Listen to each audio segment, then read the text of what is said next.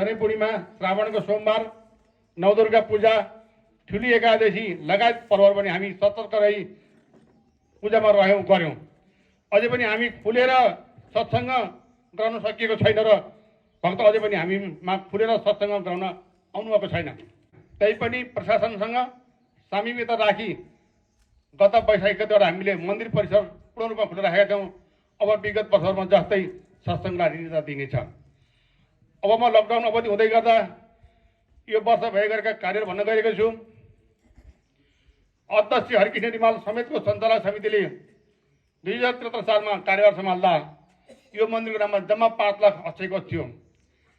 यो टिमले बढाएर आजका मितिसम्म अक्षय कोष 10 लाख बनाउन सफल भएको छ, जुन अक्षय कोषमा निर्माण रकम जोडिएको छैन। निर्माण रकम निर्माणमै छ।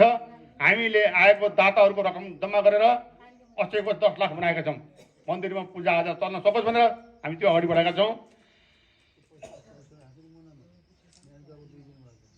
77 साल चैत 2 गते 15 साढा पछि अस्तिसम्म 16 साढा अवधिभरसम्म हाम्रो सञ्चालक समितिको बैठक 12 पटक बस्यो, 5 पटक आकर्षण गरेर बस्यो।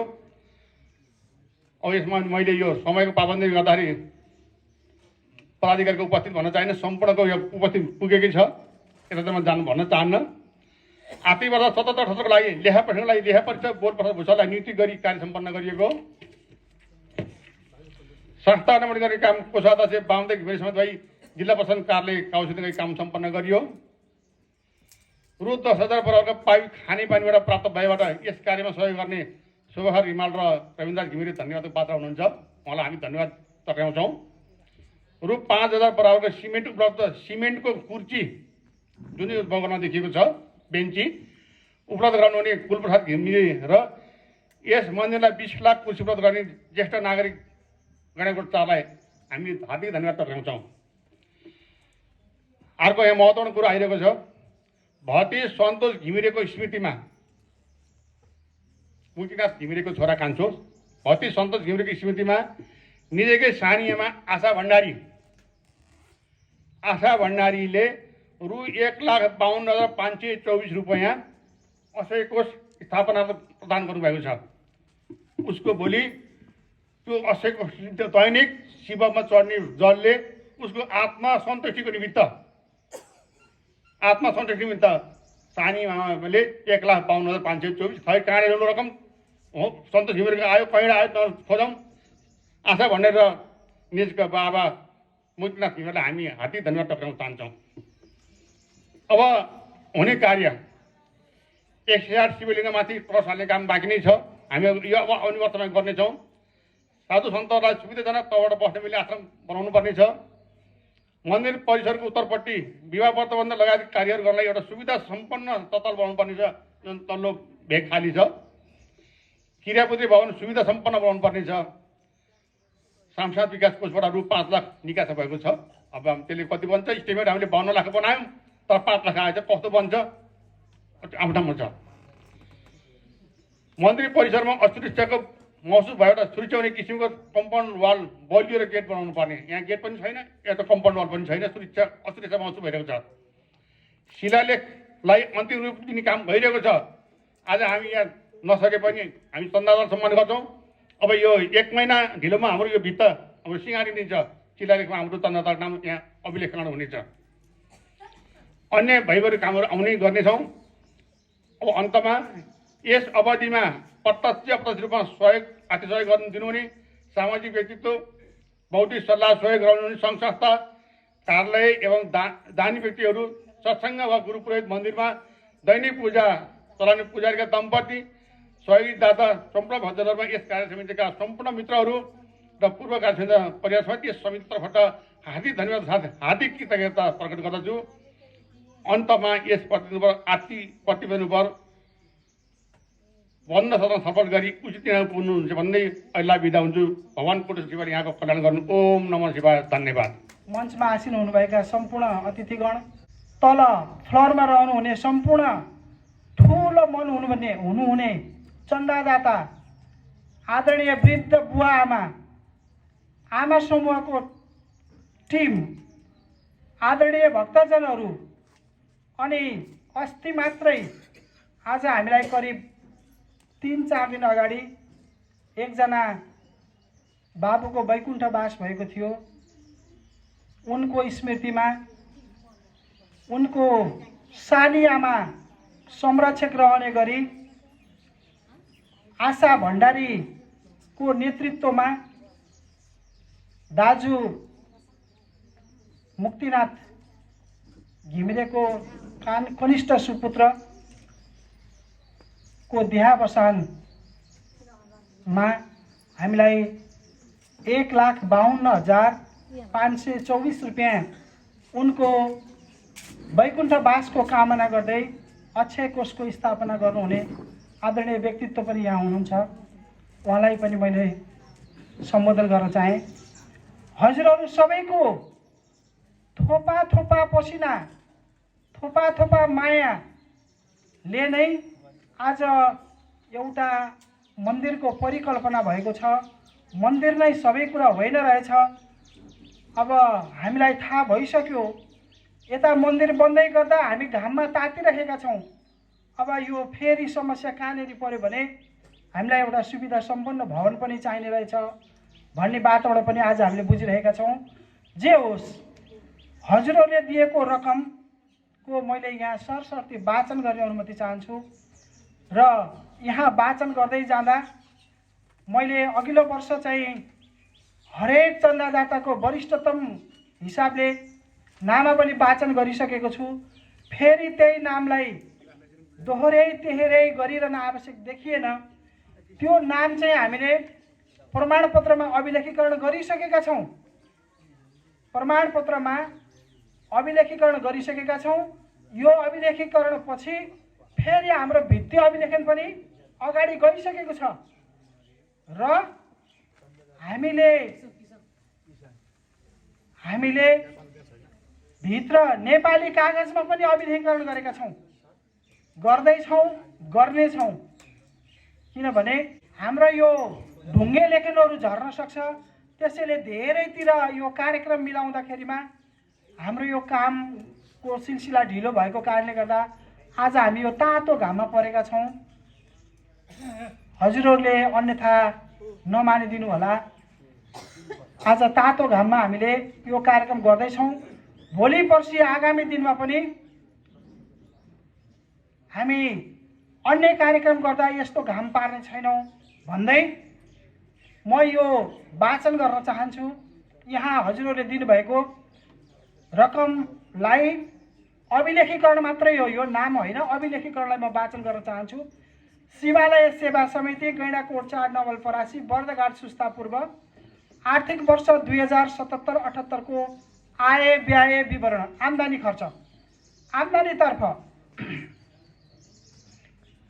अघिल्लो वर्षको भइसक्यो, 77-78 को मात्रै हो। यो सहयोग चन्दादाता हजुरहरूले दिनुभएको सहयोग र चन्दादाता 3,89,996 रुपियाँ छ। यस्तै गरेर जिन्सी अनुदान 52,040 रुपियाँ छ गरेर जम्मा 4,42,036 रुपियाँ 77-78 को हामीलाई प्राप्त भएको छ। यस्तै गरेर यसैलाई खर्चतर्फ गर्दा मन्दिर पूर्वाधार खर्च, निर्माण खर्च भनेर 2,93,490 रुपियाँ गरिएको छ र जिन्सी अनुदान 52,040 रुपियाँ गरेर जम्मा 3,45,530 रुपियाँ को हिसाब सन्तुलन बनाइएको छ। यस्तै गरेर फेरि अर्को मन्दिर सञ्चालनतर्फ हामीलाई ब्याजमा ब्याङ्कबाट ब्याज प्राप्त हुन्छ। अघि कृष्ण सरले भनिसक्नु भएको छ, त्यो रेकर्ड अहिले म यहाँ फेरि वाचन गर्नेछु। ब्याज प्राप्त भएको छ 82,565 रुपियाँ 14 पैसा। आजीवन सदस्यता शुल्क प्राप्त भएको छ 22,561 रुपियाँ। चन्दा भेटीबाट प्राप्त भएको छ 1,12,570 रुपियाँ। यस्तै गरेर जिन्सी सामान बिक्रीबाट हामीलाई प्राप्त भएको छ 28,750 रुपियाँ। त्यो हामीले जुन यहाँ जिन्सी हुन्छ हामीसँग त्यो बिक्री गरे बापत पाउने पैसा हो। विविध आम्दानी भएको छ 18,115 रुपियाँ गरेर जम्मा 2,64,561 रुपियाँ 14 पैसा भएको छ भने यस वर्षको न्यूनतम घाटा भनेको छ यो। हामीले काम चाहिँ धेरै गऱ्यौँ, पैसा तिर्न बाँकी रह्यो अडिट गर्ने बेलासम्म, अनि बिल आउन बाँकी रह्यो, त्यो घाटा देखियो। घाटा परेको होइन, घाटा देखियो रेकर्डमा। 5,14,911 रुपियाँ 21 पैसा त्यो अडिट गर्ने मितिसम्म हामीले तिर्नुपर्ने थियो है।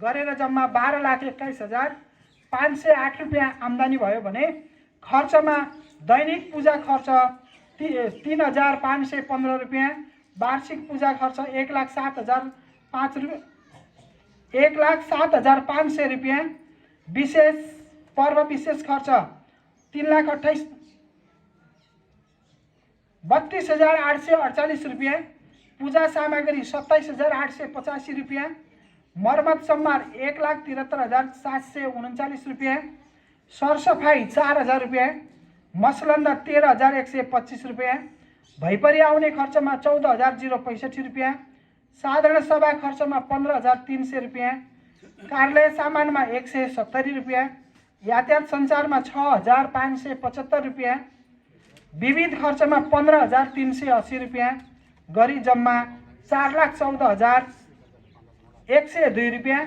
र वित्तीय खर्च ब्याज भनेको छ 12,371 रुपियाँ हामीले सरकारलाई ट्याक्स दिनुपर्ने हुन्छ। राजकट्टीमा 4,38,205 रुपियाँ गरेर लेखा परीक्षणको 11,300 गरेर 4,61,876 रुपियाँ जम्मा भएको थियो भने र कुल खर्च गर्दाखेरिमा हाम्रो 12,21,005 रुपियाँ गरेर हिसाबको सन्तुलन हामीलाई लेखा परीक्षकज्यूले यस्तो दिनुभएको छ। अब यसपछि हाम्रोमा यहाँ के छ भने अहिलेसम्मको खर्च भएको त भइहाल्यो, खर्चभन्दा बाहेक हाम्रो असार मसान्तभन्दा अगाडि, साउनदेखि यताको होइन, असार मसान्तभन्दा अगाडिको रकममा बिकुमा ऐच्छिक खाता 953 खाता नम्बरमा हामीसँग पैसा छ 92,965 रुपियाँ। राभा ब्याङ्कमा, वाणिज्य ब्याङ्कमा खाता मात्रै खोलिएको छ 3,000 रुपियाँ छ। एनसिसी ब्याङ्कमा 98,513 रुपियाँ छ। कुमारी ब्याङ्कमा 1,72,225 रुपियाँ छ। बिकुको मासिक खाता पनि छ हाम्रो, त्यो खातामा 283 रुपियाँ 88 पैसा छ गरेर जम्मा हामीसँग 3,66,988 रुपियाँ हाम्रो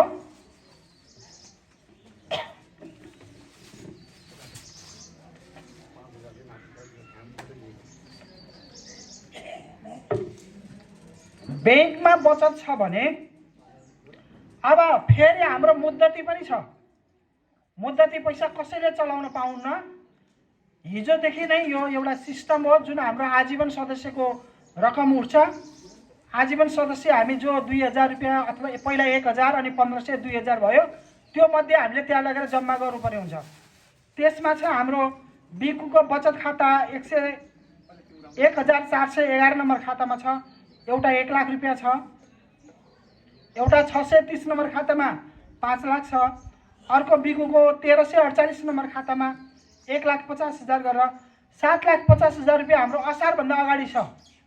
अब अहिले फेरि हामीले अलिकति थपेको हुँदा हाम्रो करिब 10 लाख रुपियाँ चाहिँ 7,50,000 भन्दा माथि हामीले अब 2,50,000 रुपियाँ थपेर 10 लाख रुपियाँ पुर्याएका छौँ। अब काम गर्ने क्रममा फेरि बच्दै गयो भने थप्दै जाने हो, त्यसैको ब्याजबाट हाम्रो मन्दिर सञ्चालन हुने हो। अब यसपछि त हामीलाई अहिलेको जिन्सी अनुदान प्राप्तमा एकजना दाताबाट एउटा हार्मोनियम प्राप्त भएको छ 15,000 बराबरको, एकजना दाताबाट 16,000 बराबरको एउटा घन्टी प्राप्त भएको छ, 22 थान कुर्सी प्राप्त भएको छ 21,000 बराबरको, जम्मा 52,000 बराबरको हामीलाई जिन्सी प्राप्त भएको छ। र लेखा परीक्षण शुल्क हामीले तिर्नुपर्ने हुन्छ। यो काम गराइदिए बापत सरकारी मान्यता प्राप्त लेखा परीक्षकले काम गरे बापत 1 वर्षको 11,300 रुपियाँ हामीले त्यहाँ तिर्नुपर्ने हुन्छ। त्यो तिरेर हाम्रो हिसाब किताब चुस्त दुरुस्त छ अथवा लेखा परीक्षण प्रष्ट छ। अब यहाँ फेरि अहिले पनि कुरा आउला, हजुरहरू सबैको दान गर्ने इच्छा शक्तिले, गर्नुभएको दानले अनि हामी कार्य समितिको साथीले कतिसम्म हजुरहरूसँग सम्पर्क गर्न सक्यौँ। यहाँ एकजना वृद्ध बुवा हुनुहुन्छ, एकजना वृद्ध बुवा हुनुहुन्छ जो एक्लै घरमा सुतिराख्नु भएको थियो।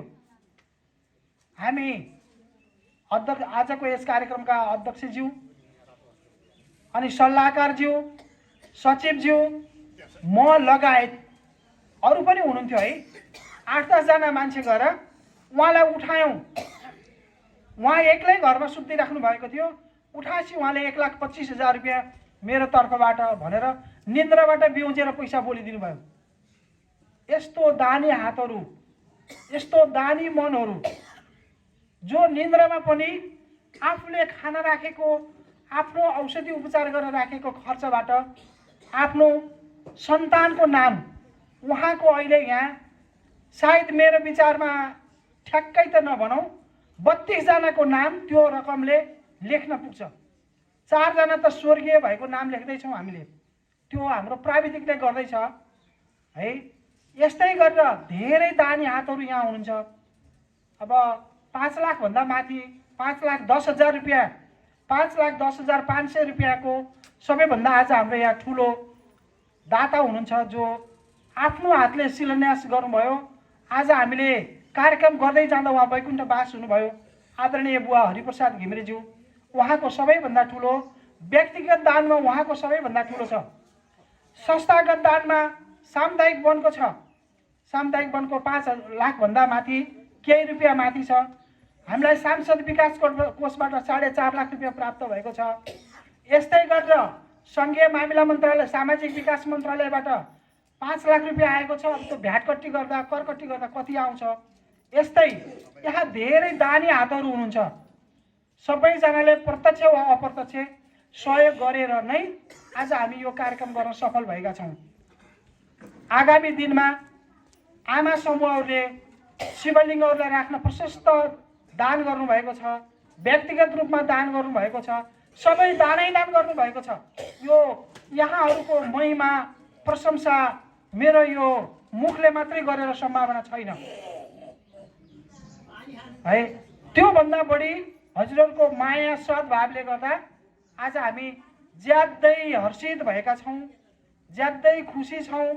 सकेसम्म हजुरहरूको आशीर्वाद हामीमाथि पनि परोस्, हाम्रो आशीर्वाद हजुरमाथि पनि परोस्। शिवालय सेवा समितिले हामी सबैको कल्याण गर्नुहुनेछ भन्दै फेरि एकछिनपछि म हजुरहरूलाई यो प्रमाणपत्र वितरण गर्ने क्रममा हाम्रो टिमको साथीहरू सहित एकछिनपछि म पनि आउनेछु र यहाँहरूको जुन यो प्रमाणपत्र छ कसैको नाम छुट्न जाला। अघिल्लो पटकमा पनि 1-2 जनाको नाम छुटेको थियो। यहाँ वाचन गर्ने क्रममा हजुरहरूको नाम छुट्यो भने हामीलाई भन्नु होला है, हामीलाई सम्झाइदिनु होला, मेरो छुटेछ भन्नु होला भन्दै म मेरो भनाइलाई अहिले यहीँ रोक्न चाहन्छु। हस्, धन्यवाद। नमो शिवाय। आज यस मन्दिरमा हामी यस बाटो हिँड्दा यो एउटा अलपत्र परेको थियो। आज यहाँ अहिले नयाँ समिति गठन भएको हुँदा हामी यहाँ आएर हेर्दा यो ठाउँ हरभर किन भयो त नि भनेर भन्दा तन मन धन वचनले सबैसित गएर, सबैसित मागेर, सबैसित जाने नुहाएर, सबैका घर घर पुगेर सबै इष्टमित्रलाई पगालेर ल्याएर यस ठाउँलाई हरभर बनाउनु भएको अहिलेको समितिहरूलाई म धन्यवाद टक्राउन चाहन्छु। जस्तै म एउटा भन्न त केही पनि आउँदैन, तैपनि म एउटा राधा कृष्णबाट उहाँहरूले मलाई अगाडि पठाइदिनु भयो र पनि हामीले दिन लिन त केही सकेका छैनौँ, तर आएर हेर्दाखेरि त यो एउटा साँच्चै भन्ने स्वर्ग जस्तै बनाइसक्नु भएको रहेछ। भोलि गएर यो अझ उच्च कोटीमा जाँदैछ र यहाँका इष्टमित्रहरूले पनि यसमा मन दिनु हुँदैन त्यो भनेर पनि यो यहाँसम्म आउने थिएन। हामी सबैको हातबाट सहयोग भएको हुँदा आज हामी यहाँ आएर हामी एउटा उच्च तहमा पुर्याएर हामीले यस्तो उज्यालो भवन देख्यौँ। यो धेरै धन्यवाद छ र अरू धेरै भन्नु त यहाँ मैले केही छैन। मैले यहाँ भएका एक दुई शब्द यति मात्रै भन्न चाहन्छु। हस्, सबैलाई धेरै धेरै धन्यवाद। आदरणीय व्यक्तित्व हाम्रो अभिभावक खिमलाल सापकोटा बुवालाई, यहाँहरूले यस शिवालय सेवा समिति व्यवस्थापन समितिका आदरणीय व्यक्तित्व आदरणीय सचिव र कोषाध्यक्षको प्रतिवेदन यहाँहरूले सुनिसक्नु भएको छ। सचिव र कोषाध्यक्षको प्रतिवेदनमा यहाँहरूको कुनै केही जिज्ञासा छ भने यहाँहरूले आफ्नो जिज्ञासा राख्न सक्नुहुनेछ। यदि केही कुराको जिज्ञासा छैन र यहाँहरूलाई चित्तबुद्ध प्रतिवेदन छ भने ताली बजाएर यो प्रतिवेदनलाई पारित गरिदिनु हुन पनि म हार्दिक अनुरोध गर्दछु।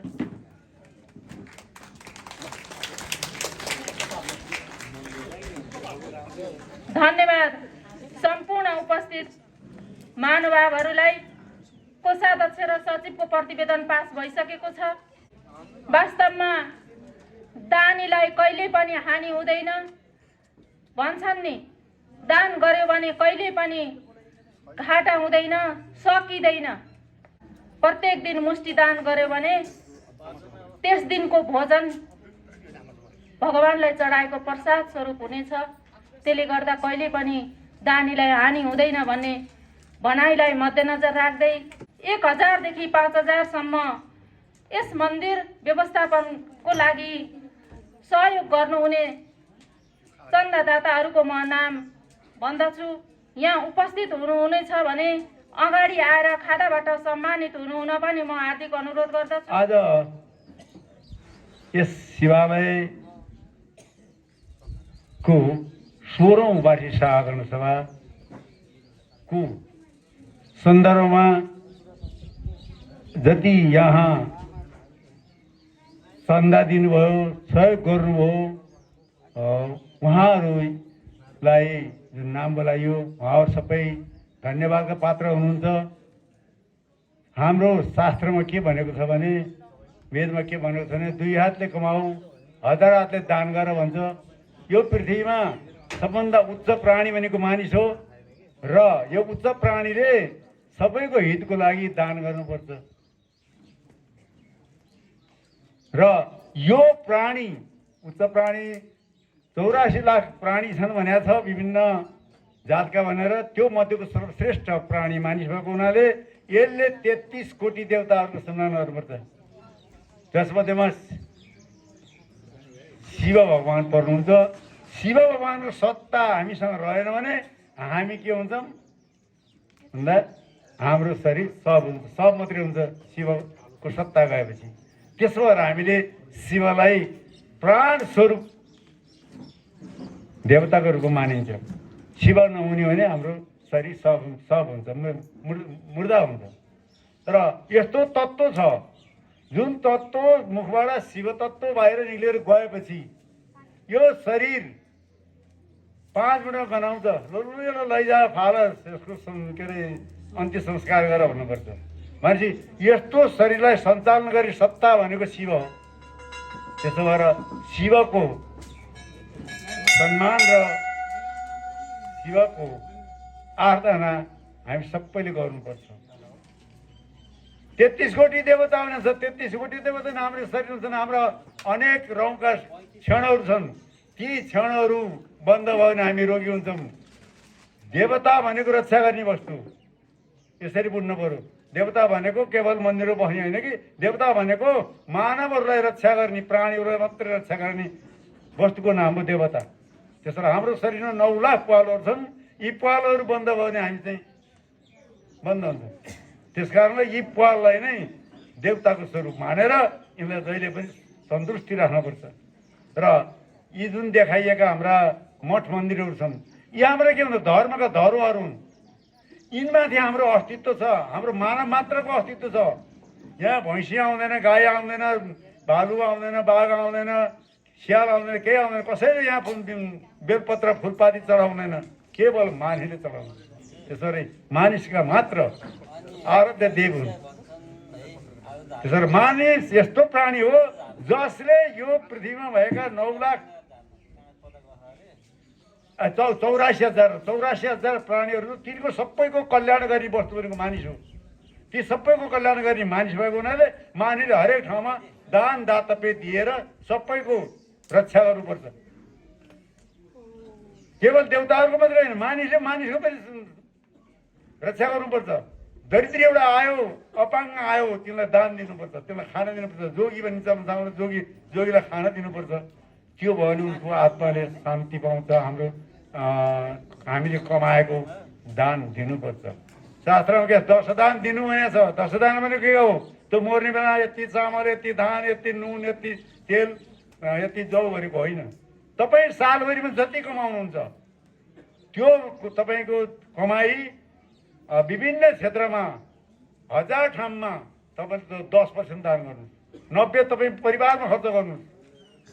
10 सङ्घ संस्थाहरू, त्यस्ता दरिद्रीहरू, यस्तो मठ मन्दिरहरू हरेक ठाउँमा त्यो 10% बाँड्नुहोस्। जुन ठाउँमा 1000 हात पुग्न अरे। त्यसो भएर यो आजभन्दा 5 वर्ष पहिले यहाँ यो मन्दिर थिएन। कसले खडा गर्यो? तपाईँहरूले खडा गर्नु। तपाईँहरूले दिएको प्रतिनिधिहरू भनेको तपाईँको स्वरूप हो नि। यो जुन कार्य समिति बनाउनु भएको छ तपाईँको स्वरूप उनीहरूले तपाईँहरूसँग चन्दा मागे, यहाँ ल्याएर बनाए। अब आज एउटा स्वरूप खडा भयो जहाँ कि हामी मरेर जान्छौँ, यो मरेर जाँदैन। अङ्ग्रेजीमा things do not change we change भन्छ। यो चिज हो, यो कहिल्यै मर्दैन। यो इन्मोर्टल अजम्बर हो, तर तपाईँ हामी मरेर जान्छौँ।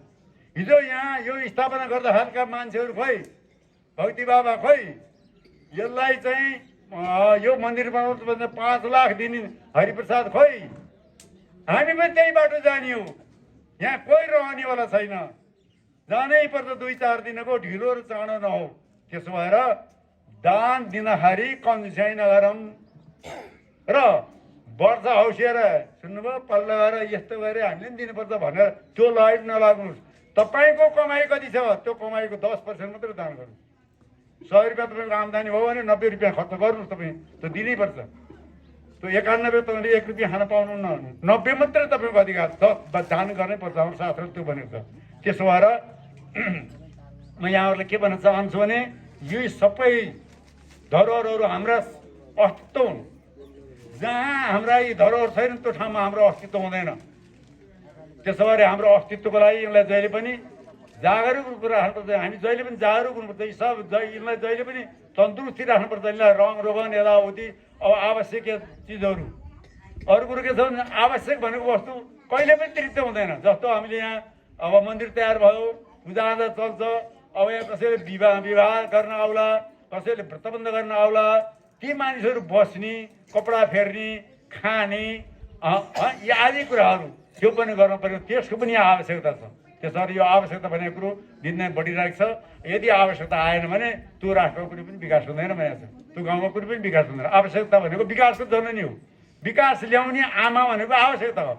आवश्यक भएन भने केही पनि बच्चाले रुन चाहेन भने के अरे भोक लागेन र रोएन भने आमा दुधै खुवाउँदैन। त्यस्तै चिज हो। समाजमा विकास हुन आवश्यकता चाहिन्छ र आवश्यकता भयो भने मान्छे जागर हुन्छ, विकास हुन्छ। त्यसो भएर यो मन्दिर पनि हाम्रो यहाँ हामी यो समाजको गैँडाकोटका धर्मप्रेमी अनुरागीहरूको सहयोगद्वारा यो एउटा मूर्ति खडा भयो, एउटा भव्य महल खडा भयो। यो महल हामी होइन हजारौँ पुस्ताले यसको चाहिँ धरोहर रूपमा स्वीकार छ। तपाईँ त 2-4 दिनको पाहुना हो, आयौँ, अब जाने बेला भइसकेको छ। तर के भने यस्ता हरेक चिजहरू छन्। जस्तो हाम्रो विभिन्न ठाउँमा मठ मन्दिरहरू छन् जहाँ सुविधा छ त्यही ठाउँमा। जस्तो हाम्रो यहाँ शिवालय भयो, त्यसै 2 नम्बरमा शिवालय छ, 6 नम्बरमा शिवालय छ, 7 नम्बरमा हरिहर सन्यास आश्रम छ, 8 नम्बरमा हनुमान मन्दिर छ।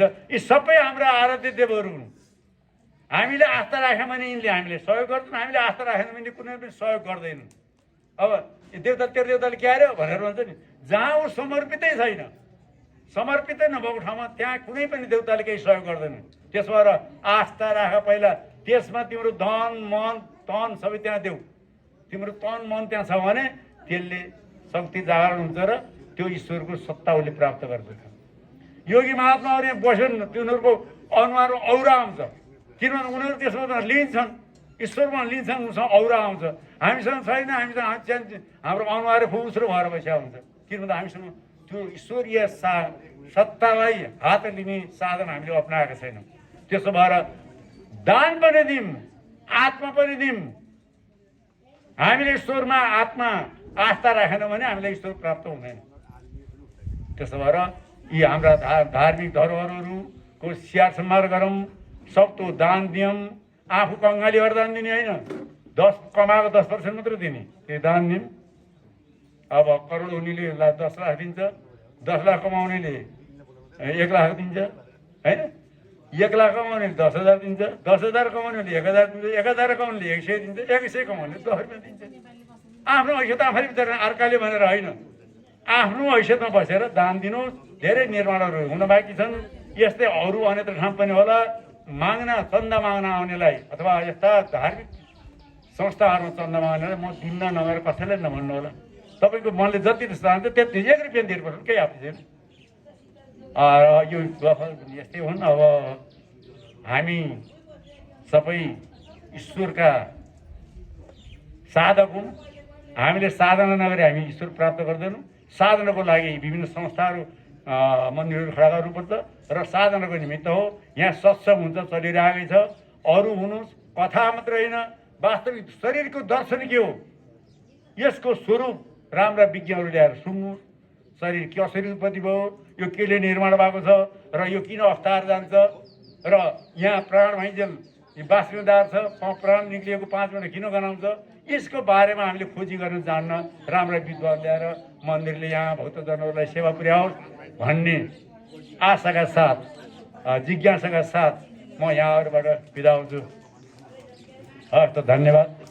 जय शिव। हाम्रो लागि एउटा अत्यन्त खुसीको दिन हो, सौभाग्यको दिन हो, उल्लासमय वातावरणको दिन हो।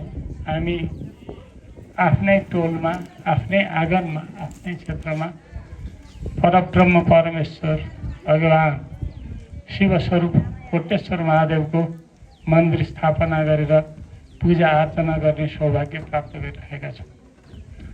यस्तो अवसर सबैलाई सधैँ मिल्दैन, तर हामी अभागी छौँ।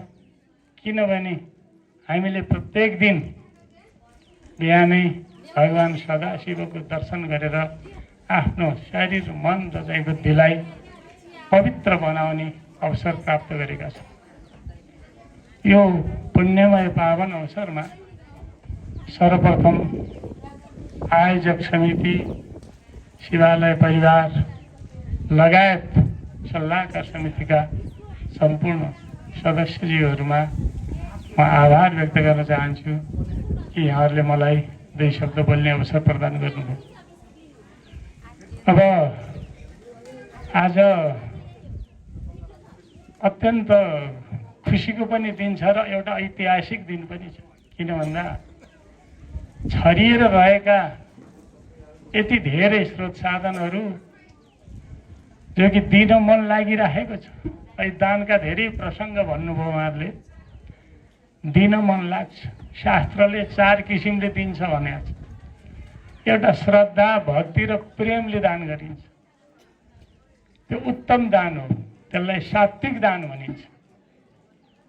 अर्को एउटा राजसी दान हो, जो मागेर दिइन्छ, ल्याउनुहोस् त भनेर दिइन्छ।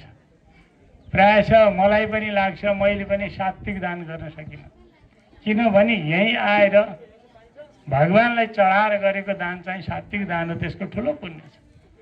राजसी दान भनेको घरमा गएर मागेर ल्याएको दान हो, त्यसको चाहिँ आधा फल हुन्छ। र तामसी दान यस्तो हुन्छ, जो अल्छी बानी मानी दिन त मन लागेको थिएन त्यही पनि दिनु पर्यो भनेर दिएको दान तामसी हुन्छ। त्यसै हुँदा हामीले के यहाँ अनुभव गरेका छौँ भने सबैले एक किसिमको पवित्र मन राखेर सात्विक दान गरेका छौँ। र शास्त्रले के भन्छ भने जसले भगवानको मन्दिर निर्माण गर्नका लागि दान गर्छ, आर्थिक सहयोग गर्छ, त्यो अर्को पटक त्रिभुवनको मालिक हुन्छ। जसले भगवानको मूर्तिको प्रतिष्ठापन गर्छ, संस्कार गर्छ, मन्दिर बनाउँछ र पूजा आजादीको व्यवस्था गर्छ, त्यसलाई भगवान परब्रह्मले भन्नुभएको छ ऊ म समान हुन्छ, उसलाई मसँगै राख्छु। त यत्रो पवित्रमय काम गर्नका लागि कतिपय अवस्थामा हामीसँग सद्भाव हुँदाहुँदै, प्रेम हुँदाहुँदै र दिन इच्छा हुँदाहुँदै पनि विभिन्न परिस्थितिले हामीले चाहिँ दिन भ्याइ नरहेको अवस्थामा हाम्रो शिवालय सेवा समितिका अध्यक्षजी लगायत उहाँको टिम घर दैलो कार्यक्रम गरेर हामीलाई पनि पुण्यको भागी बनाउने जुन किसिमको उहाँले प्रण गर्नुभयो, प्रतिज्ञा गर्नुभयो, फलस्वरूप एउटा सुन्दर भगवान सदाशिवको मन्दिर बनाउनु भयो। र हामी सबैले यस पुण्यमय कार्यमा हामीलाई सहयोग गर्नुभएको हुँदा हामी सबैले एकातिर त दान दियौँ, तर पनि दानबाट पुण्य कमाउने जुन अवसर दिनुभयो समितिका सम्पूर्ण पदाधिकारीहरूलाई म हृदयदेखि धन्यवाद दिन्छु। र यहाँहरू सबैले दिनु पनि पर्छ।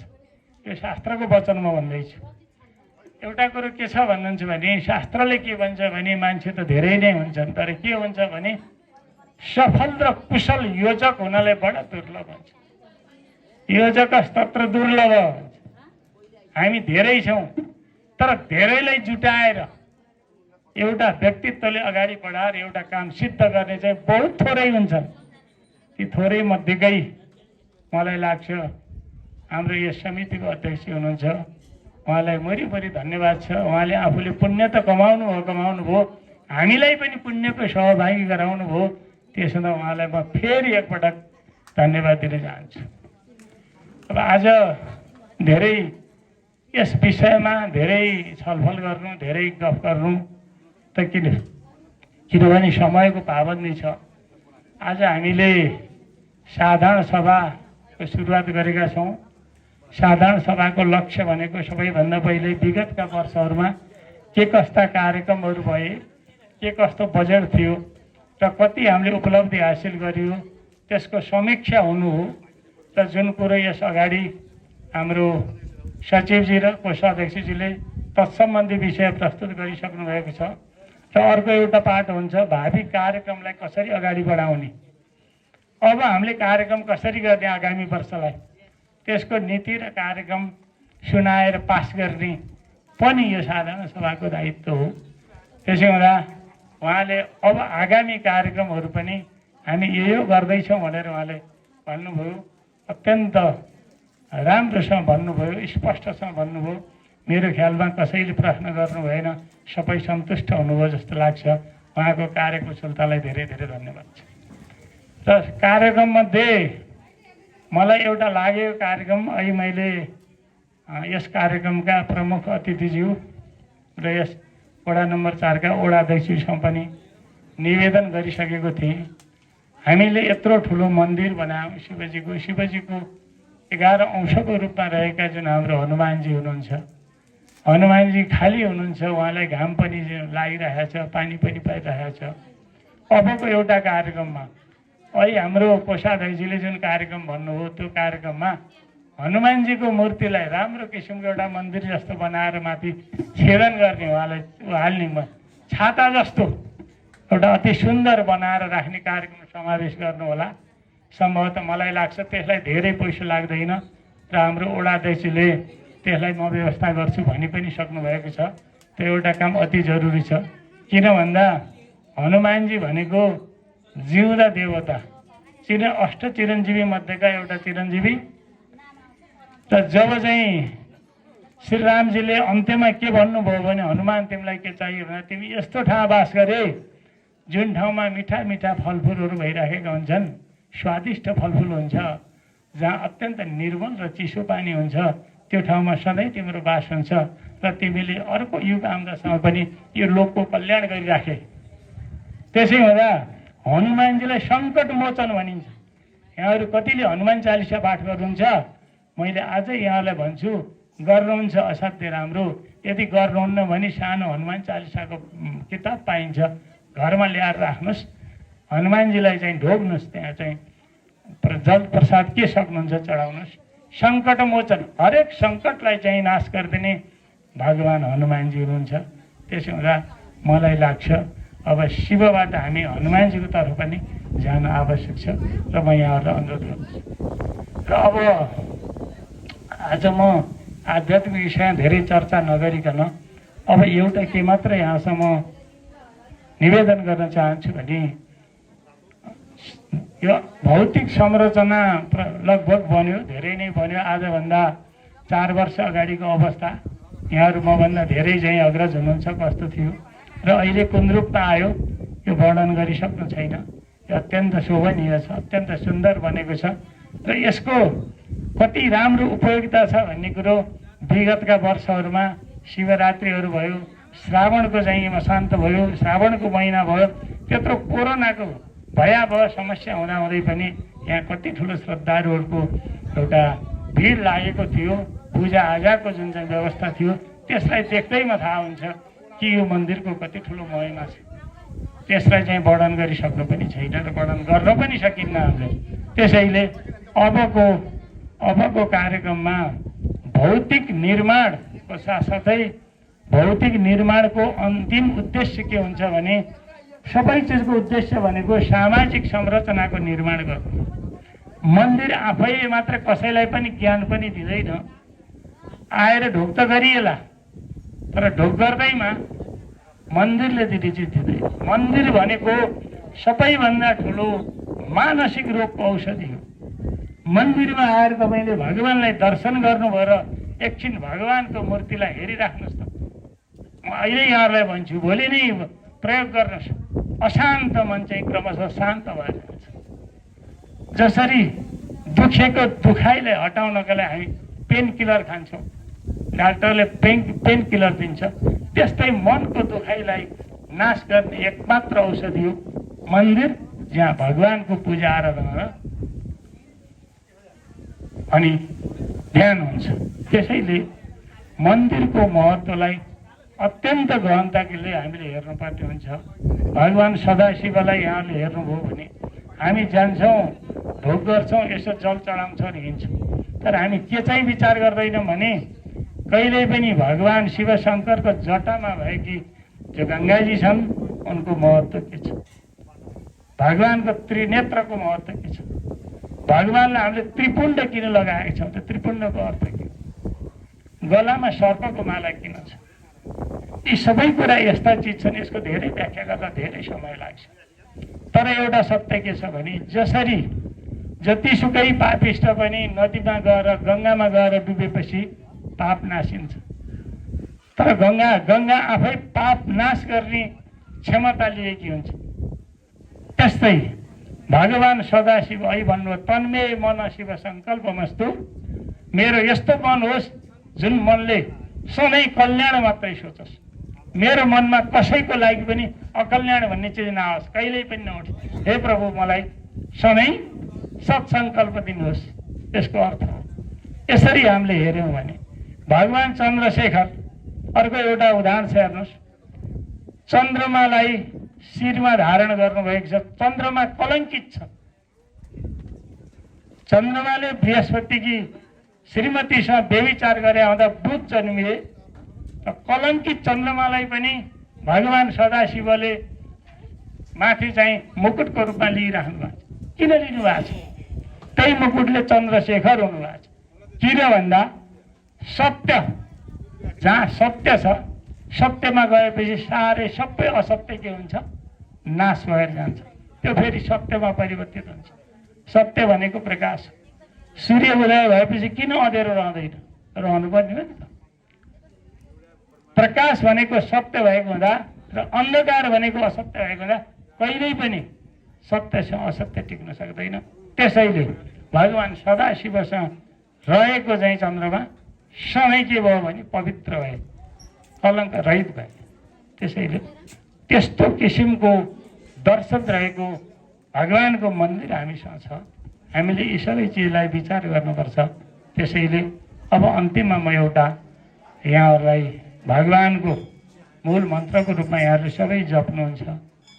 त्र्यम्बकम यजामहे सुगन्धिम पुष्टिवर्धनम उर्वारुकमेव बन्धनात् मृत्योर्मोक्षीयमामृतात्। यति म यहाँलाई सुनाउन चाहन्छु। त्रिनेत्र भएका भगवान् सदाशिव तपाईँलाई हामी पूजा गर्दछौँ, नित्य पूजा गर्दछौँ। तपाईँले नै यो सृष्टिको संरचना गरेर गन्ध स्वरूप पृथ्वीबाट जडीबुटीदेखि लिएर खाने अन्नहरू उत्पादन गरेर हाम्रो पुष्टि गर्नुहुन्छ। त्यसैले म कस्तो छु त भन्दा उर्वारुकमेव बन्धनात्, म एउटा खरबुजो जस्तै बाँधिएको छु। खरबुजो देख्नु भएको छ, चिरा चिरा चिरा भएको हुन्छ तर छुट्टिएको हुँदैन। म पनि यो सांसारिक मोहबाट त्यसरी नै बाँधिएको छु, त्यसरी नै जकडिएको छु। यो सांसारिक मोहबाट जसरी खरबुजो चिरामा आउन सकेको छैन, त्यसै गरी म पनि यो बन्धनबाट मुक्त हुन सकेको छैन। मृत्योर्मोक्षीयमामृतात्। त्यसैले मेरो मृत्युलाई अमृत रूप प्रदान गर्नुहोस्। कस्तो भगवानको हेर्नुहोस् त, कति ठुलो चाहिँ वेदले गुणगान गएको छ। त्यसो हुँदा हामी सबै सदाशिवको चाहिँ शरणमा लगाउँ, हाम्रो सदैव कल्याण हुनेछ। अब यो मन्दिरका भावी कार्यक्रम कस्तो हुनु पर्यो भने, मन्दिर भनेपछि सबैभन्दा पहिले मानसिक उपचार दिन सक्ने हुनु पर्यो, शिक्षा दिन सक्ने हुनु पर्यो, जहाँ आध्यात्मिक शिक्षाको चाहिँ विस्तार गर्न सक्ने हुनु पर्यो। त्यसपछि शुद्धता पवित्रता हुनु पर्यो। त्यहाँ त्योभन्दा अझ महत्त्वपूर्ण के छ भने प्रेम हुनु पर्यो। सबैलाई प्रेम गरेर कसले सिकाउँछ भन्दा मन्दिरले सिकाउँछ। जहाँ भगवान् हुनुहुन्छ त्यहाँ मात्रै अध्यात्मको शिक्षा हुन्छ, जहाँ सत्सङ्ग हुन्छ, सत्यको सङ्गत गर्न पाइन्छ। सत्यको सङ्गत गर्नु नै सत्सङ्ग हो। त्यसो यस्ता हाम्रा गरिमामयपूर्ण दुर्लभ शास्त्रका वचनहरूलाई हामीले उजागर गरेर समाजमा दिन सकेका छैनौँ, समाजमा बाँड्न सकेका छैनौँ। अब उपरान्त मैले यहाँलाई के अनुरोध गर्छु भने, अब समाजको संरचनालाई रूपान्तरण गर्ने किसिमले समाजको संरचनालाई आध्यात्मिक दिशामा अगाडि बढाउनेतर्फ यस संस्थाका कार्यक्रमहरू हुनुपर्छ र अगाडि बढाउनुपर्छ। मन्दिर आफैले शिक्षा दिँदैन, मन्दिरको माध्यमबाट अध्यात्मको शिक्षा हामीले दिने हो र बिना अध्यात्मको चाहिँ विकासको जग कहिल्यै पनि माथि जाँदैन। म यहाँहरूलाई यति भन्दै यहाँहरू सबैलाई मैले आजको यस कार्यक्रममा उपस्थित हुनुभएको छ। पुनः एकपटक यहाँहरूको दानशील हातले दिएका, मनले दिएका चिजहरू राम्रोसँग यहाँ प्रत्यक्ष भइरहेका छन्। आफूले आनन्द लिन पाइरहेको छ। भगवान् सदाशिवसँग सधैँ आनन्दित रहनुहोस्, सधैँ प्रेम बढोस्, सधैँ सद्भाव बढोस्, समाज सधैँ उन्नतशील होस्, हामी सबैलाई उन्नतशील हुने ऊर्जा भगवान् कोटेश्वरबाट मिलोस्, यही म चाहिँ प्रार्थना गर्दै यहाँहरूसँग बिदा हुन्छु। जय कोटेश्वर महादेव। आज वास्तविक भन्ने हो भने गैँडाकोटको विकासको क्रममा 2031 सालसम्म जुन हामीले यो प्राङ्गणमा हामी बसेका छौँ, त्यो ठाउँ एउटा बँगेरका काँडा र सम्ठीले जेलिएको ठाउँ थियो। यो ठाउँलाई हाम्रा स्वर्गीय काका हरिप्रसाद घिमिरेज्यूको नेतृत्वमा यो ठाउँको एउटा वार्ड नम्बर 4 को उच्च ठाउँ, यहाँ आएर बस्दा सरर अहिले पनि हामीले चाहिँ कतिको अनुभव गरेका छौँ। सरर हावा आउने यस ठाउँलाई एउटा चाहिँ पवित्र शिवालयको मन्दिरको सुरुवात गरौँ भनेर सुरुवात भएको ठाउँ हो। र यो विकासको क्रम भनेको आज हाम्रो सामने एउटा हुन्छ। जस्तै यसलाई म मान्दछु, त्यो ठाउँको एउटा चाहिँ हस्तीको रूपमा त्यो एउटा थारू जोगी थियो। त्यो थारू जोगीले यस मन्दिरलाई कुरेर भक्ति बाबाको संरक्षण पूजाआजा गर्दै आएको स्थल हो यो। र यो विकास भनेको कर्मी रूपमा आउने हो। जस्तै यहाँ हरेक किसिमका 2-3 मन्दिर यहाँ बनेका छन्। त्यो दुर्गा मन्दिर बनाउँदाखेरि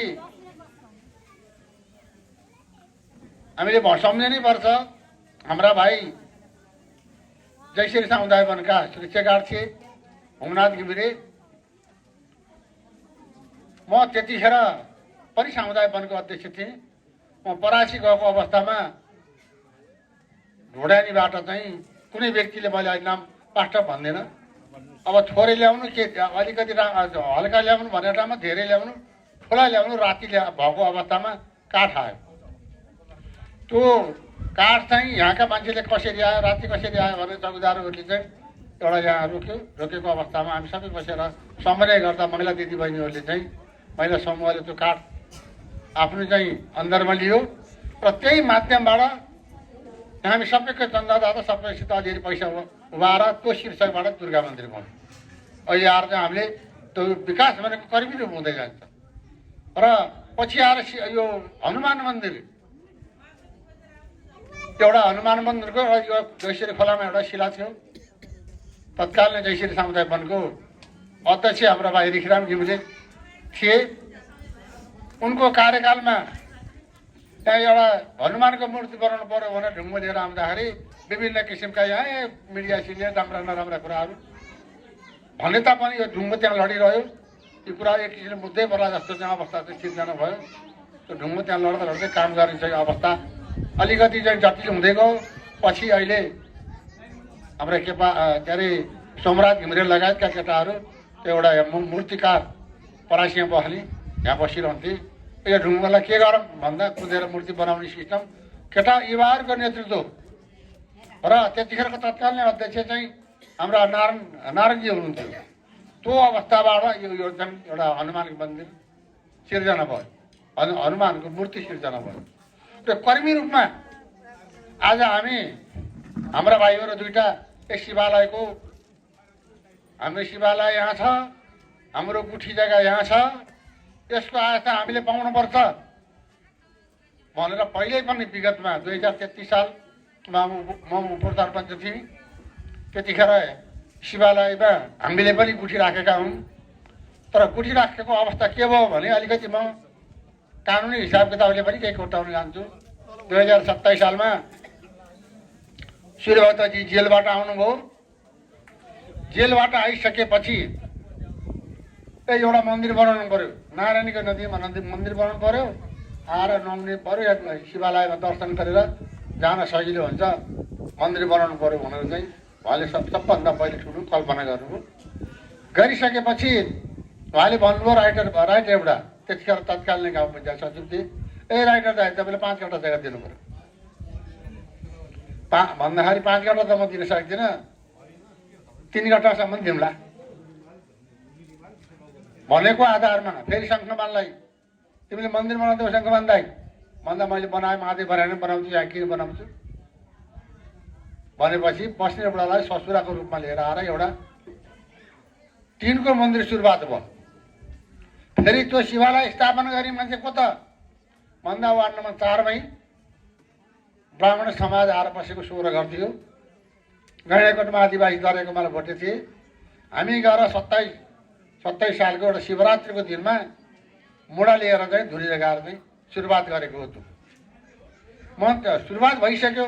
फेरि 2029 सालमा नाभि भयो यहाँ। त्योभन्दा पहिला चाहिँ हामी कसैले सोचेनौँ मैले त गुठी छ, त्यो गुठीमा हाम्रा बुवाले भनौँ हामीले पनि 15 मुरी माटा कुटी दियौँ। एवं रूपले हाम्रो यही समाजले गुठी जम्मा गऱ्यौँ, गुठी चाहियो भनेर। पछि दर्ता गर्ने बेलामा त के भयो त भने हाम्रो यहाँ त 31 सालमा सुरु भयो। शिवालय 2 भनेर लेखियो। शिवालय भनेको म उपप्रधानपञ्च हुँदाखेरि पनि 4 ठाउँमा बाटेको त्यहाँको आस्था। मौलाकालाई मलाई याद छ त्यतिखेरको अवस्था 13 मुरीमा ठेक्का दिएको हो। हाम्रो पुसाद चन्द्रप्रसाद पौडेलले ठेक्का लिनुभएको हो। 4 मुरी यहाँको मन्दिरलाई, 4 मुरी 2 नम्बरको मन्दिरलाई, 2 मुरी कालिका मन्दिरलाई दुई मुरी, महादेव वाराणसी 12 मुरीको 1 मुरी घटेछ, सुक्खा जर्ती भएछ। त्यसरी सुरुवात गरेर यो धर्म मठ मन्दिर भनेको शाहजहान भनेर सुरुवात गरेको हो। अहिले आएर के भयो भने पहिलेको इतिहासकर्ताहरू त्यो अब 2 नम्बरमा इतिहास जान्ने मान्छे लगभग पुरानो मान्छे चाहिँ अब नभएको अवस्था र कानुनको आधारमा मात्र कानुनको मात्रै हिसाब किताबमा उहाँहरू चढेको। हाम्रो यहाँ आइसकेपछि तत्काल नै अहिले वडा अध्यक्ष र अहिलेको वडा अध्यक्ष चाहिँ मन्दिरको अध्यक्षले त्यो सम्पत्ति जग्गा हामीलाई चाहिँदैन, बरु आधा आस्था चाहिन्छ भनेर अहिलेसम्म अदालतमा चाहिँ हामी सबैले गएको कुरो मुद्दा चलिरहेको छ। र अब योभन्दा 2 महिना पहिल्यै सामान्य एउटा वार्ता भएको छ, टुङ्गिएको छैन। त्यो सम्पत्ति त्यसैको नाममा भए पनि हुन्छ, आस्था हामीलाई दिनु पऱ्यो, आधा आधा गर्नु पऱ्यो भन्दा हुन्छ भन्ने मनस्थिति चाहिँ केही मान्छेको भएको छ। कहाँसम्म हुन्छ त्यो भविष्यले बताउला। र यसरी हामीले यो सुरुवात गरेको शिवालय हो। हामीले 2031 सालमा यहाँ सुरु गऱ्यौँ। त्यो हाम्रो जग्गा चाहिँ 29 सालमा नापी हो र शिवालय भनेको त्यो 27 सालमा स्थापना भयो। त्यो कारणले गर्दा अहिले हामीले कानुनी हिसाब किताबमा अहिले लड्न परेको। और हाम्रो भनाइ के भने यहाँको समाजको भनाइ के भने शिवालय यहाँ छ, गुठी पनि यहाँ छ, हामीले किन नपाउने? के भगवान साना र ठुला हुन्छन् त? के सानो मन्दिरमा भगवान हुँदैन, ठुला मन्दिरमा भगवान हुन्छन् र हुँदैनन्? र भगवानका साझा हुन्, हरेक ठाउँमा भगवानको दायित्व बराबर हो। त्यो स्वामित्व हाम्रो पनि हुनुपर्छ भनेर अहिलेसम्म हाम्रो चाहिँ एउटा जिग्रह हो। त्यो जिग्रह चाहे त्यो कुरो मिल्ला नमिले पनि रहिरहन्छ हाम्रो एउटा। किनभने जहाँसुकै होस् भगवान साझा हुन्। हामीले महादेव वरान दिए पनि हामीलाई कुनै आपत्ति छैन, भएदेखि हामीले उहाँ देवघाट पुऱ्याए पनि कुनै आपत्ति छैन। तर यसले पनि पाउनुपर्छ भन्ने हाम्रो माग हो। र त्यो भोलिका दिनले के बताउँछ मलाई लाग्छ कि आश्वासन त पाइएको छ। त्यसरी सुरुवात भएको चाहिँ त्यो वार्ड नम्बर 4 को अहिलेको जो कोटेश्वर शिवालय हो। र यो विकास भनेको कुरो कर्मी रूपमा हुँदै जान्छ। पहिले हामीले एउटा चाहिँ शिवरात्रिको दिनमा जम्मा बनाउँदा या सानसानो एउटा इतिहासको रूपमा अझ मान्छे कम थिए। कति भएछ भन्दा पैसा जम्मा 1700 रुपियाँ जम्मा, हरेक गरेर माग्दाखेरि 1700 रुपियाँ जम्मा। त्यो के गर्ने त भन्दा एउटा सानो हुमखाडी बनाएर टिनले सार सुरुवात गरेको। अहिले हामीसँग सामान्य एउटा कार्य गरेर पनि लाख रुपियाँ हुन्छ। हामीले 5 रुपियाँ 10 रुपियाँ 100 रुपियाँ 200 रुपियाँ 1000 रुपियाँ दिएर त्यति हामीसँग एउटा के भन्छ भने जनघनत्व हामीसँग छ। जनघनत्वमा पनि विशेष गरेर धर्मको लागि, मठ मन्दिरको लागि उही आइमाईले चाहिँ के गीत गाए जस्तो के अरे अब घर रमाइलो छोराछोरीले के अरे वन रमाइलो छोराछोरीले भनेर गीत गाए जस्तै मठ मन्दिरमा चाहिँ धर्म गरेर त्यो मठ मन्दिर राम्रो सिँगारी भनेको महिलाले हो। जहाँ महिला जाँदैनन्, जहाँ महिलाले धर्मको लागि आस्था गर्दैन त्यो ठाउँ उज्यालो हुँदैन। अहिले आएर हेर्दा हाम्रा धेरै दिदीबहिनीहरू भाउजू बुहारीहरू पनि विशेष गरेर हामीले यो संसारमा आउँदा प्रवेश गर्दा के ल्याएको र भोलि हामीले के लाने, एक दिन त मर्नै छ भन्ने सबैको एउटा धार्मिक हिसाब किताबको सहानुभूति, हँसिलोपन र हामीले पनि केही गर्नुपर्छ भन्ने भावना सबैसित उत्पत्ति भएको हुनाले अहिले यहाँ 5 रुपियाँ 10 रुपियाँ 5000 20,000 लाख रुपियाँ आफ्नो हैसियत 5 लाख जति छ सुरुवात गरेर यो मन्दिर बन्यो। यो मन्दिर बनाउने भनेका को त हो नि जो चन्दादाता। यो संयुक्त एउटा चाहिँ योजना तर्जुमा गर्ने मात्रै हो, कार्य सञ्चालन गर्ने। र सबभन्दा ठुलो यो चन्दादाताहरूलाई म हृदयदेखि धन्यवाद दिन चाहन्छु। त्यसमा पनि अघि नै पनि हाम्रा स्वर्गीय काका हरिप्रसादजीले 5 लाख रुपियाँ दाम नदिएको भए चाहे त्यो मन्दिर बनाउने कार्य समितिको भौक्सेला हुन्थेन। 5 लाख त्यहाँनिर आइसकेपछि कर्मी रूपमा दोस्रो लटमा मलाई लाग्छ हाम्रो दुर्गा प्रसाद दाइ हो क्या 2 लाख। त्यसपछि हामीले पनमा एकदिन बस्यौँ निर्णय बोलाएर गर्दै जाँदा सङ्घर्ष गरेर होइन, नजिकको मन्दिर शिवालय छ, त्यही शिवालयको चाहिँ ओइलानीको नाताले, त्यही शिवालयले दिएको नाताले हामीले भवन बनाएको छौँ। वास्तविक त्यो जग्गा चाहिँ पहिले शिवालयले क्याप्चर गरेको जग्गा हो। खानेपानी वन यो एरिया पुरै भनेको यो शिवालयको एरिया हो। पछि गएर हाम्रो खानेपानी टेस्ट गर्दा खानेपानी आयो, त्यही जग्गा कोठी हो। पछि अब वन पनि कहाँ लिएर बनाउनु त, कहाँ भोलि बिहान हस्तान्तरण होला नहोला। हस्तान्तरण भएन भने त्यो भवन भनेको के हुन्छ त भने शिवालयको हुन्छ, पाहुना घर हुन्छ। हस्तान्तरण भयो भने भइहाल्छ, नभए शिवालयको घर हुन्छ।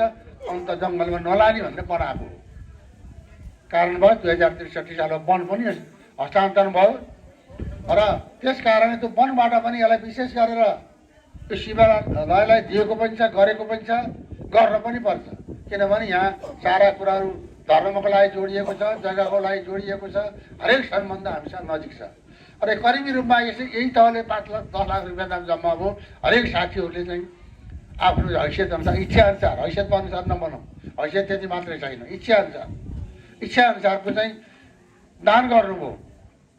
त्यो दान गरेको कारणले आज चाहिँ हाम्रो अगाडि यो मन्दिरमा हामीसँग हुन त कतिपय कुराहरू मैले पहिले हाम्रो गोवर्धन राईलाई गाली गर्थेँ। उहाँले पहिले चाहिँ जैसरी खोलामा ढुङ्गा फोर्नुभयो, खोलाले बगाइदियो। पहिले गएर बाटामा गएर चाहिँ काट्दियो भने बाटा गएर काट्ने समूहले ल्यायो। किनभने नल्यायो भने बलले लैहाल्ने समूहलाई ल्याउनु पर्ने बाध्यता भयो। त्यो हिसाब किताबले खर्च गर्दा पनि एक्लै अहिले आएर तुले डाँडामा हेर्दा झन्डै यो मन्दिरको चाहिँ रूप त्यहाँ देखा परेको छ। र मैले उहाँलाई, किनभने शिवालय भनेको सानो र ठुलो, देउता भनेको कुनै सानो ठुलो हुँदैन, मन्दिर भनेको पनि सानो ठुलो हुँदैन। मलाई उहाँलाई त्यो मन्दिर बनाइदिएको थियो, म हृदयदेखि मेरो भाइ दाइ पनि हुन्, उहाँलाई पनि धन्यवाद दिएको छु। किनभने एक्लै पनि निजी पैसाले उहाँले बनाउनु हो, खडा गर्नु। हामी यत्रो जङ्गटमा यो मन्दिर बनाउनलाई कति दुःख भयो हामीलाई। यही हाम्रो चाहिँ यो सञ्चालक समितिले कति दुःख गर्यो, कहाँ गएर के भन्नुपर्छ, कसलाई हजुर भन्नुपर्छ, कसलाई के भन्नुपर्छ, को गएर पैसा आउँछ भनेपछि यति दुःख गरेर बनाइयो। अझ हाम्रो यहाँ सम्पन्न छैन, अघि कता कतै कुरा आएको छ। भोलिका दिनहरूमा यहाँ हामीले शिवरात्रिको दिन बत्ती बाल्नुपर्छ। बत्ती बाल्ने बेलामा जस्तो आज हामीले यहाँ एउटा ट्यान ल्याएका छौँ, सधैँ ट्यान मात्रै टाँगेर हुँदैन। भोलिका दिनमा हामीले चाहिँ पैसा पनि यहाँ टस हाल्न हामीलाई आवश्यकता छ। टस हाल्यो भने सधैँलाई हुन्छ, यो निरन्तरता हुन्छ। अहिले नै हाम्रो चाहिँ कसले भन्यो, लक्ष्मी शरणले अब हनुमानको मूर्ति त बनाउनु भयो, घामले डढ्यो, यथार्थै हो। भोलिका दिनहरूमा हामीलाई बजेट भयो भने त्यहाँ पनि हामीले एउटा टस हाल्ने आवश्यकता छ। यो करिबी रूपमा विकास भनेको कुरो हामीले एउटा चाहिँ सङ्कल्प गर्नुपर्छ। यो हामीले एउटा केही रचना गऱ्यौँ भने हरेक ठाउँबाट हुँदै जाने हो। अब यहाँ मेरो कोही पालो होला, के होला, यो पालो भनेको कुरो जब यो जुन हामीले अहिले बनाए पनि त्यो ऊ मान्छेलाई धन्यवाद दिनुपर्छ जसले यहाँ सुरुवात गर्यो, जसले लिएर आएर एउटा शिला तयार गरेर शिवालय खडा गर्यो। त्यो सुरुवात गर्ने मान्छेहरू हुन त अहिले आएर के हुन्छ, त्यतिखेर नराम्रो हुन्छ। बाउ कहिले के भन्थे, छोरो चाहिँ गएर कलेज क्याम्पस पठाउन काठमाडौँ लिएर गएको अरे। काठमाडौँ जाँदा दुध घिउ चामल लिएर जानु पनि बाउ त धुलो मैलो कपडा फाटेका मैला काम गर्ने मान्छे लिएर गएछ। यसरी आउँदा गएर कोठामा जाँदाखेरि त्यो लिएर आएको चामल लिएर आउनु बुढोको हो त भन्दा यसो पहिला बुढी हेरेर मेरो एउटा काम गर्ने मान्छे हो भनेर छोराले भन्थ्यो अरे। किन त्यो मैलो भयो बाउ भनेर उसलाई बाउ भन्दा उसको इज्जत जान्छ भनेर कामरी मान्छे भन्थ्यो अरे छोराले। त्यस्तै नि त्यो मैलो चाहे गाँजा खाएर होस्, चाहे बसेर होस्, चाहे त्यो बेलाको अवस्था जानेर होस् नजानेर होस्, जसले सुरुवात गर्यो सबैभन्दा महत्त्वपूर्ण व्यक्तित्व हो अथवा त्यो त्यतिखेरको चाहिँ कार्य समिति हो। त्यतिखेर सुरुवात गरी कल्पना गर्ने। अब पछि आएर के हुन्छ भने यो गर्ने त उहाँहरूको चाहिँ कल्पना साकार गर्ने। आज आएर यो समितिले यति गर्यो, भोलि अर्को समिति आउला योभन्दा अर्को दोहोर गर्ने। हामी ठाउँ छ केही छैन गर्ने हो नि। यो कर्मी रूपमा चाहिँ विकास समिति कुरो यसरी जान्छ। हामीमा अलिकति के हुन्छ, यो मेरो पालो, फलानाको पालो, ढिस्कानो पालो, यसले गर्ने हो मैले गर्ने होइन भन्ने कुराहरू कति चाहिँ यहाँ झल्किन्छ। त्यो होइन। विकास कर्मी रूपमा हुँदै जाँदा कसको पालामा के हुन्छ, कसको पालामा के हुन्छ कुनै ग्यारेन्टी हो। यो विकास भनेको हरेक धर्मावलम्बी अथवा हिन्दू धर्मावलम्बीको हो। यो विकास भनेको हाम्रो यो गैँडाकोटको गाउँ हो, त्यसमा पनि विशेष गरेर 4 नम्बरको चाहिँ एउटा यो शिवालय मन्दिर उच्च एउटा सम्पदा। त्यस कारणले विकासको लागि अझ हामीले केही गर्नुपर्ने छ। तर हामी धर्म जब मन्दिरमा आउँछ, मैले कति भनिरहेको छु, हामी हँसिलोपन हुन्छ हामीसँग, हामीसँग तमगुण हुँदैन, हामीसँग तेरो र मेरो भावना बिर्सिन्छ। हामी यहाँ अहिले बसेको छ, मलाई लाग्छ दिदीबहिनीहरू सबै दाजुभाइहरूले पनि यहाँ कुनै तमगुणको चाहिँ शब्द यहाँ कसैसँग रच्नु भएको छैन। अहिले हँसिलो गर्नु चाहिँ शिवालयको मन्दिर यहाँ छ, त्यहाँ गणेशको मन्दिर छ, हे भगवान् भन्ने सबैको हृदयमा आएको छ। यो यस्तो पवित्र ठाउँ हो यो हामी हँसिलोपन राख्ने, मिठो बोल्ने होइन, सबैको लिएर गएर चाहिँ ईश्वरीय चिन्तन गर्ने ठाउँ हो यो। त्यस कारणले पहिलेका पाकाहरूले के भन्नुहुन्थ्यो, उहाँहरूले भने 50 वर्षभन्दा अगाडिको व्यक्तिले किताब पढ्न हुँदैन। किन हुँदैन भन्यो भने त्योभन्दा पहिलेको उमेरको मान्छेले धेरै काम गर्नुपर्छ, देशको लागि गर्नुपर्छ, घरको लागि गर्नुपर्छ, समाजको लागि गर्नुपर्छ, टोलको लागि गर्नुपर्छ। गीता पढ्यो भने ज्ञानै भरिन्छ। उसले किन यो गर्दा यो अपराध, जस्तो बेल काट्यो भने यो पाप हुन्छ, अथवा चाहिँ फलानु कमिलो माऱ्यो भने यो पाप हुन्छ, यस्ता कुराहरू बुझ्छ। बुझ्दै गएपछि काम गर्ने हिम्मत कम हुन्छ भनेर 50 वर्ष कटेपछि अब उसले केही पनि गर्दैन, देशको लागि कामको लागि पनि केही गर्न सक्दैन, देशको लागि पनि केही गर्न सक्दैन। अब अर्को दुनियाँहरू तमीले अब भगवानको चाहिँ आराधना गर, गीता पढ, अनि भोलि बिहान यो आत्मालाई पनि बिचाउनु ठाउँ लाडो पवित्र बना, सारा कुराहरू चिट। त्यसले गर्दा वेद पवित्र पढिरह्यो भने त्यो आत्मालाई एउटा के भन्छ, बान्न चिट्या चाहिँ चिट्छ भन्ने हाम्रो त ग्रन्थ हिन्दू शास्त्रले भनेको छ। त्यस कारण त्योभन्दा पछि हामी सबै बुढाबुढी कहाँ जान्छ, फाल्टु बसी कहाँ जाने, काम गर्न सकिन्न। हे भगवान् भने आराधना गरी मन्दिरमा आउने, राम्रो गरी धुप हालिदिने, कपुर धुप हालिदिने हो भने मङमा बास आउँछ। त्यस्तो ठाउँ हो मन्दिर। त्यस्तै खालको हामी सबैसँग हृदयबाट पनि त्यस्तो किसिमको चाहिँ धार्मिक वासना आउने ठाउँ हो। त्यसको लागि महिला दिदीबहिनीहरूले विशेष गरेर यो मन्दिरको चाहिँ महिला दिदीबहिनीहरू जब सक्रिय हुनुहुन्न तब तक मन्दिरको भविष्य छैन। तपाईँहरू सक्रिय हुनुहुन्छ, यो मन्दिरको भविष्य छ। त्यस कारणले हरेक दिदीबहिनीहरूलाई हाम्रो यो शिवालयको पर्वमा कोही कसैले कोही नसम्झे पनि यो शिवालय समिति भनेको हाम्रो हो। यो हामीले केही गर्नुपर्छ भने भावना दिदीबहिनीहरू छ आओस्, आएको पनि छ र यो कार्य समितिले पनि जति जति गरेका कुराहरूलाई धन्यवाद दिँदै मेरा 2 शब्द यहीँ अन्त्य गर्छु। हरिओम नमो शिवाय। शिवरात्रि पर्वमा स्वयंसेवा गर्नुहुने स्वयंसेवकलाई हामीले सम्मान नै गर्न सकेनौँ भने फेरि कसरी हामीले काम लिन सक्छौँ र कसरी शिव मन्दिर समिति ऋणी हुन सक्छ? गरेन भने ऋणी नै हुन्छ। उहाँले गरेको कामको मूल्याङ्कन गर्दै खादा उडालो सम्मान गरिदिनु हुन म मन्त्रीबाट दिने हुँदा अध्यक्ष हरिकृष्ण रिमालज्यू र सल्लाहकार लक्ष्मीप्रसाद घिमिरेज्यूलाई म अनुरोध गर्दछु। खादा ग्रहण गरिदिनु हुन महिला सञ्जालका साथीहरूलाई म अनुरोध गर्दछु। शान्ता भुजेल, बृन्दा नेउपाने, सरिता विक, धना परियार, अप्सरा सिग्देल, लक्ष्मी पौडेल, अनिता काफ्ले, अभिषेक काफ्री। अब यो भजन मण्डलीमा ओमनाथ पोखरेल, देवनाथ घिमिरे, शिव लामिछाने, रामचन्द्र नेउपाने, केशव पौडेल यो पर्व सूर्यग्रहण लगायतको उसमा कोभिडलाई पनि परास्त गर्दै भजन गाउने हुने हामीले भजन मण्डलीलाई सम्मान गरेको हो। केशव पौडेल, दामोदर पौडेल, सुशील भट्टराई, कमल प्रसाद काफ्री, श्रीधर ओझा, सीता नेउपाने, लक्ष्मी पोखरेल, लक्ष्मी तिमीसिना पोखरेल, हरिमाया पौडेल, उमा पाण्डे, वसुन्धरी घिमिरे, मुना घिमिरे, शोभा घिमिरे, बबिता तिवारी, बालकुमारी घिमिरे, उषा वाग्ले, शिवकला काफ्री र पार्वती घिमिरे। अब सुनाउने कुरा र सुन्ने कुरा पनि त्यस पातलै भयो।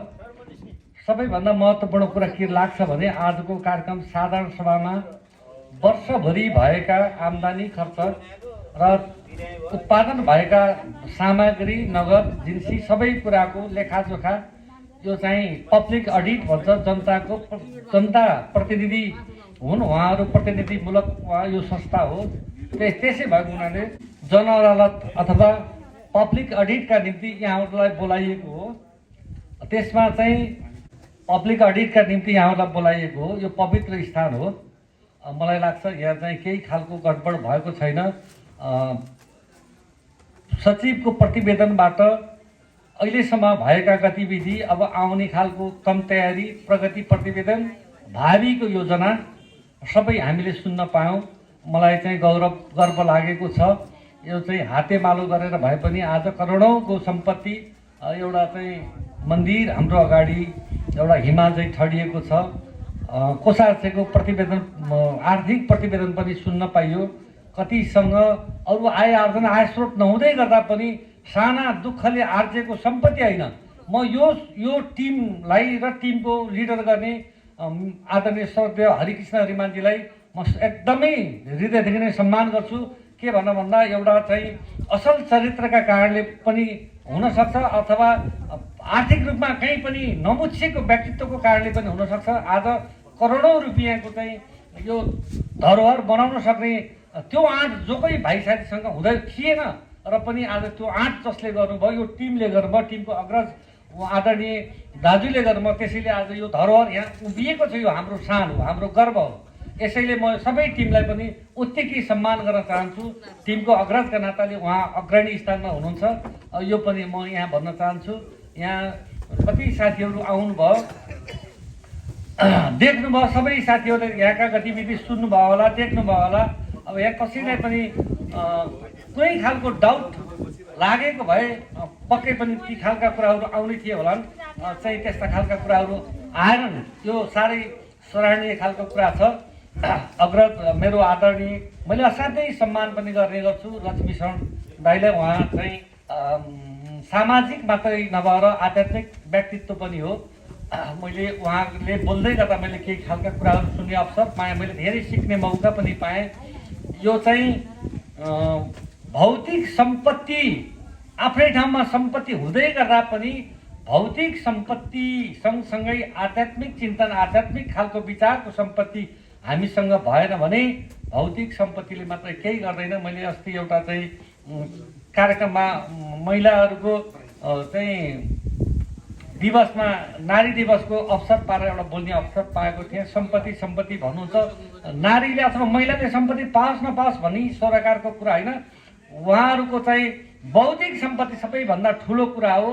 चाहिँ यो चाहिँ आर्थिक सम्पत्तिभन्दा बौद्धिक सम्पत्ति सबैभन्दा ठुलो कुरा। हरेक बाबुआमाले आफ्ना छोराछोरीलाई पढाउन सक्यो भने सम्पत्ति दिने कुरा दिनुहोस् वा नदिनुहोस्, मैले भनेको थिएँ सबैभन्दा ठुलो कुरा बौद्धिक सम्पत्ति भए चाहिँ यो आध्यात्मिक चिन्तन हामीमा भएन भने जतिसुकै ठुला घर कन्स्ट्रक्सनले पनि त्यहाँ शान्ति हुँदैन। मैले अस्ति एउटा कार्यक्रममा सुन्ने मौका के पाएको थिएँ भने आज सुनाउने मान्छे छैन। सबैभन्दा कुरा महत्त्वपूर्ण खालको कुरा सुन्ने पनि बानी, धैर्यता पनि हुनुपर्छ। शान्तिका लागि मानिसहरूले दरबार छोडे, घरबार छोडे भन्छ। हामी यत्रो संसार चाहिँ दरबार घरबार छोडेर शान्ति खोज्न मान्छेहरू बाहिर सडकमा निस्केको अवस्थामा यो माहौलमा हामी शान्ति प्राप्त शान्तिलाई आफ्नै ठाउँमा छोडेर घरभित्र कोचिरहेको छौँ शान्तिका खोजीमा। शान्ति पाउनका निम्ति आध्यात्मिक चिन्तन हुनु पर्यो, त्यसका लागि अध्ययन हुनु पर्यो। अध्ययन नभएसँग ज्ञान हुँदैन। त्यसैले यी घरहरू बन्ने स्वाभाविकै खालको कुरा हो। अब हामीले चरित्रवान मानिस बनाउनका निम्ति, त्यस्ता असल चाहिँ सामाजिक क्रियाकलाप गर्नका निम्ति त्यस्तै खालको चाहिँ कार्यक्रमहरू ल्याउनु पर्यो, प्रवचनहरू ल्याउनु पर्यो। धार्मिक अनुष्ठानबाट ती बटुकहरूलाई बोलाएर हुन्छ, अथवा हामीले के गर्न सक्छौँ, यहाँबाट त्यस्तो खालको उत्पादन सृजनशीलताको निम्ति देवघाट पठाउन सक्छौँ कि के गर्न सक्छौँ। यसरी चाहिँ आध्यात्मिक चिन्तनमा अथवा सामाजिक परिवर्तनका निम्ति केही खालका कुराहरू हामीले गर्न सकेनौँ भने अहिले उमेरका केटाहरू चाहिँ ट्याब्लेट प्रयोग गर्ने, सुई प्रयोग गर्ने र अलि उमेर घर्केकाहरू पनि सन्तानको चाहिँ गतिविधिबाट देखेर डिप्रेसनमा परेको मैले महसुस गरेको छु, मैले देखेको छु। जीवन जवानी यी गालाहरू पुस्टेका गालाहरू साम्री बनाउनका निम्ति ती साना कलिला भाइ बहिनीहरू अनुहारमा उज्यालो ल्याउनका निम्ति हरेक अभिभावकले आफ्नो आफ्ना अनुहारका रेखाहरू चिरा चिरा नबनाइकन कलिला भाइ बहिनीका गाला पुष्ट भएनन् होला। आज त्यो अवस्थामा आइसकेपछि बाआमालाई बिर्सिएर वृद्ध आश्रममा पठाउने नैतिक शिक्षाको पनि यहाँ कमी छ, आध्यात्मिक शिक्षाको पनि कमी छ। त्यस्ता चाहिँ वृद्ध बाआमाहरूलाई सडकमा लगेर छोड्ने, सडक पेटीमा छोड्ने, आश्रममा छोड्ने यो खालको कुराको लागि पनि नैतिक शिक्षा वा आध्यात्मिक शिक्षा हाम्रो पौराणिक शिक्षाको पनि उत्तिकै महत्त्व छ। त्यसैले म यो मन्दिर समिति अथवा यसका अग्रज आदरणीय अग्रज सबै समुदायमा के भन्न चाहन्छु भने हामीले नगरेकोले गरे आध्यात्मिक चिन्तनका लागि धेरै कुराका निम्ति अब हिजो छोडिएका दुध दुहेर सकिएका गाई झै बाटोमा अभिभावकहरूको बिचल्ली अवस्थामा देख्न परेको छ। नैतिक शिक्षाको पनि कमी छ। अब हामीले पौराणिक खालको चाहिँ पछाडि नै ब्याक हुनुपर्छ भन्ने खालको कुरा होइन। नयाँ नयाँ संस्कार र संस्कृति सिक्दै गर्दा पनि आफ्नो संस्कार र संस्कृति भुल्दै गयो भने हिजो 20औं जनाको 40औं जनाको 50औं जनाको परिवार एकै ठाउँमा अटाउन सक्ने हाम्रो सद्भाव ठुलो हृदय भएका नेपाली, त्यसमा पनि हिन्दू समाजका हामी आज विवाह गरेको भोलिपल्ट श्रीमती पाएपछि बाआमा छोड्ने, समाज छोड्ने यस्तो खालको परम्परा पनि छ। यसलाई चिर्नका निम्ति यस्तै धार्मिक अनुष्ठानहरूले अब यस्तो खालको माहौल ल्याएर अलिकति युवाहरूमा यो चेतनाको अभिवृद्धि गर्न सकिएन भने हाम्रो सोसाइटी, हाम्रो संस्कार पछि पर्छ भन्ने मलाई लाग्छ। र अर्को एउटा कुरा, अघि चाहिँ आदरणीय अग्रज दाजुले कुरा उठाउनु भएको थियो यो हनुमानजीको मन्दिरको। हुन त यसमा बजेट खासै त्यस्तो लाग्दैन मलाई, बजेट चाहिँ छैन र पनि एक्सर्साइज यहाँहरूले चाहिँ कोसिस गर्नुभयो भने त्यहाँ खोजी खन्तरी गर्दा कतै न कतै बजेट हुनसक्छ कि जस्तो पनि मैले महसुस गरेको छु। त्यसका निम्ति पनि म सङ्घर्षशील रहनेछु। सकेसम्म यसको चाहिँ टाउकोमा छाता उडाउने खालको कुरामा गर्न सकिएला जस्तो लाग्छ। भाइ जनप्रतिनिधि भाइ पनि मसँगै हुनुहुन्छ, हामी एक्सर्साइज गरौँला, सकेसम्म यो सम्बोधन हुन्छ भन्ने मलाई लाग्छ। र अर्को कुरा के छ भन्दा एउटा कुरा साह्रै दुःखद खालको कुरा के हो भन्दा यहाँहरूले पनि बुझ्न पर्ने, अहिले प्रसङ्गवश तुलना दाजुले कुरा उठाइसक्नु भएको छ र पनि केही छेउछाउ टुल मात्रै मैले गर्न खोजेको हो, मूल कुरा त आइसकेको छ। आजभन्दा करिब 15-17 सालतिर त्यो गुठी यहाँको समुदायले राख्यो, सबै कुरा आइसकेको छ। थोरै मात्रै जोड्न मात्रै चाहेको। 16-17 सालतिर यहाँ चाहिँ जसले आबादी गर्यो त्यही समुदायका मानिसहरू यहाँ बस्नुहुन्छ। उहाँहरूले गर्नुभयो 29 सालमा दर्ता छली गरेर त्योसम्म 15 सालदेखि 29 सालसम्म यही समुदायले गर्यो दर्ता छली गरेर 43 सालसम्म यही समुदायको अथवा यही मन्दिरको नाममा त्यो छ भने राख्दै गर्दाखेरि चलाकी गरेर अथवा चोरी दर्ता गरेर सम्मानजनक हिसाबले म त्यो मन्दिरको पनि सम्मान गर्छु, यो मन्दिरको पनि उत्तिकै सम्मान गर्छु। र मात्रै कुरा के हो भन्दा चरित्रको खालको कुरा हो। त्यहाँ जसले चाहिँ बेइमानी र शैतानी खालको चरित्राण गरेर त्यो मन्दिरको निम्ति मन्दिरका नाममा त्यो जग्गा बनायो, यसको चाहिँ 43-44 सालतिर बल्ल यो सम्पत्ति त्यो मन्दिरको नाममा लेखिएको छ भन्ने खालको यो सोसाइटीले थाहा पायो। त्यो सोसाइटीले थाहा पायो त्यति बेला स्थानीय सरकारको प्रमुख मदन भक्त अधिकारीजीका पालामा सिडिओ कार्यालय अथवा अदालतबाट पनि टुङ्गिएर आधा गरी खानु भनेर 44-45 सालसम्म यो मन्दिरले एकलौटी रूपमा यसको नेतृत्वमा कहाँ दिँदै यो अभिभावकत्व प्रदान गर्दै यसरी राखेको सम्पत्ति 45 सालदेखि लगभग 60-62 सालसम्म बिचमा चाहिँ बाँडी खानु भनेपछि बाँडेर खाइराख्यो। 62-63 को आन्दोलनपछि जनप्रतिनिधि विहीन भयो। त्यस्तो अवस्थामा अलिकति यहाँको मन्दिरको प्रशासनिक पहुँच कम भयो अथवा त्यहाँको बढी भयो के भयो, एकलौटी रूपमा उहाँहरूले चाहिँ त्यो गर्न थाल्नुभयो। थाल्दै गर्दाखेरि जनप्रतिनिधि पनि नभएको कारणले केही वर्ष यो पछाडि यो सम्पत्ति यसको पहलभन्दा बाहिर गयो। तुरुन्तै हामी वैशाखमा निर्वाचित भएर आएपछि जेठ असारमै उहाँहरूले नगरपालिकामा निवेदन गर्नुभयो। नगरपालिका एक्साइज भयो। एक्साइज हुँदै गर्दाखेरि न्यायिक समितिको संयोजकजीको दृष्टिकोण बदलियो। त्यो साँच्चै कुरा हो र हाम्रा पहलबाट पनि केही हुन सकेन। यहाँ यत्रो 2-2.5 वर्ष होल्डिङ हुँदै गरेको मुद्दा अहिले त्यहाँ चाहिँ अदालत जिल्ला अदालतमा गएर बसेको छ। मैले त्यहाँको एक मुठी माटो लोभ गरेको छु कि एक मुठी धान लोभ गरेको छु। यो मन्दिरले चाहिँ मन्दिरको बिचमा मन्दिरले मुद्दा बोक्न पर्ने, आज कृष्ण नेउपानेले किन मुद्दा बोक्दैछ, आज हरिकृष्ण नेमाले किन मुद्दा बोक्दैछ? यो आज महत्त्वपूर्ण खालको कुरा यहाँ सोसाइटीका सबै मानिसहरूलाई अग्रजहरूलाई सुनाउने साह्रै मनसाय र धोको थियो। यदि साँच्चै भनेर भन्यो भने हामीले एकमुठी अन्नका व्यक्तिगत रूपमा एकमुठी अन्न र एकमुठी माटोको निम्ति यो युद्ध गरिरहेको छैन। यो हाम्रो शान, हामीलाई गरेको अपमान, त्यसको चाहिँ हामीले सम्मानको निम्ति स्वाभिमानका निम्ति गरेको लडाइँ हो। यहाँले साथ दिनुहुन्छ वा दिनुहुन्न, यो 2-3जनाले मात्रै होल्ड गरेर व्यक्तिगत रिसिभीको रूपमा हामी काम गर्न सक्दैनौँ। के भन्दा आज जति साथीहरू यहाँ हुनुहुन्छ, मञ्चमा हुनुहुन्छ, सबै जिम्मेवार मान्छेहरू यहाँ हुनुहुन्छ। कति साथीहरूको आफ्नै कारणले चाहिँ यहाँबाट त्यही भएर निस्किनु भयो होला, उहाँहरूलाई पनि सम्मानजनक हिसाबले म सम्मान गर्छु। र पनि यो चाहिँ यसै हो भने व्यक्तिगत रूपमा यो दुश्मनी लिनु छैन। आज राम्रा मैले अस्ति पनि भन्ने गरेको थिएँ यहाँ चाहिँ एउटा कार्यक्रममा, राम्रा काम पनि भनिदिनुहोस् भन्दा कहिलेकाहीँ हिँड्दै गर्दाखेरि मान्छेले आफ्नै खुट्टाको औँला भाँच्छ, खुट्टै भाँच्छ, कसैलाई चाहना हुँदैन। 100 काम गर्दा 1-2वटा काम जानेर नजानेर गलत हुनसक्छ। र पनि आज कृष्ण नेउपाने लगायतको जनप्रतिनिधि त्यसमा पनि सम्मानजनक हिसाबले म शिरको टोपीको रूपमा मान्छु। आज यही मन्दिरको प्राङ्गणमा छु।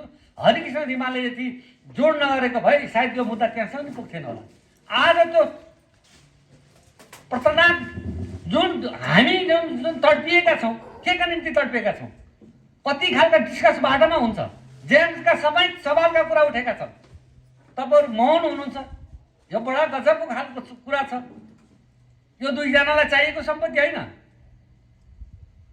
बेइमानी र शैतानी गर्न चाहने हो भने बेइमानी र शैतानीबाट अरू पैसा पनि आर्जन गर्न सकिन्थ्यो होला। हामीले स्वाभिमान पैसामा खर्च हुँदैन। त्यो हिमालमा केही फल्दैन, हिमालमा रुख पनि उम्रिँदैन। किन सगरमाथाको निम्ति मान्छे मरिमाट्छ? कहिलेकाहीँ इन्डियाले पनि मेरो भन्न भ्याउँछ, चाइनाले मेरो भन्न भ्याउँछ, हाम्रो सम्पत्ति। त्यही भएर गर्व गर्नुहोस्। स्वाभिमानको कहिले पनि स्वाभिमानलाई पैसासँग दान गर्न सकिन्न। यो हाम्रो सानो हाम्रो स्वाभिमान हो। यो साझा कुरा हो, साझा सम्पत्ति हो, साझा सवाल हो। यहाँहरूको सबैले साथ दिने हो भने म अब एउटा रणनीति बनाउँदैछु। मैले बिहान चाहिँ एउटा कार्यक्रममा गएर फर्किँदै गरेर 10-12जना त्यहाँ साथीहरू भेटेका थिएँ त्यो मन्दिरको। यो एक बाली तपाईँहरूको, एक बाली हाम्रो।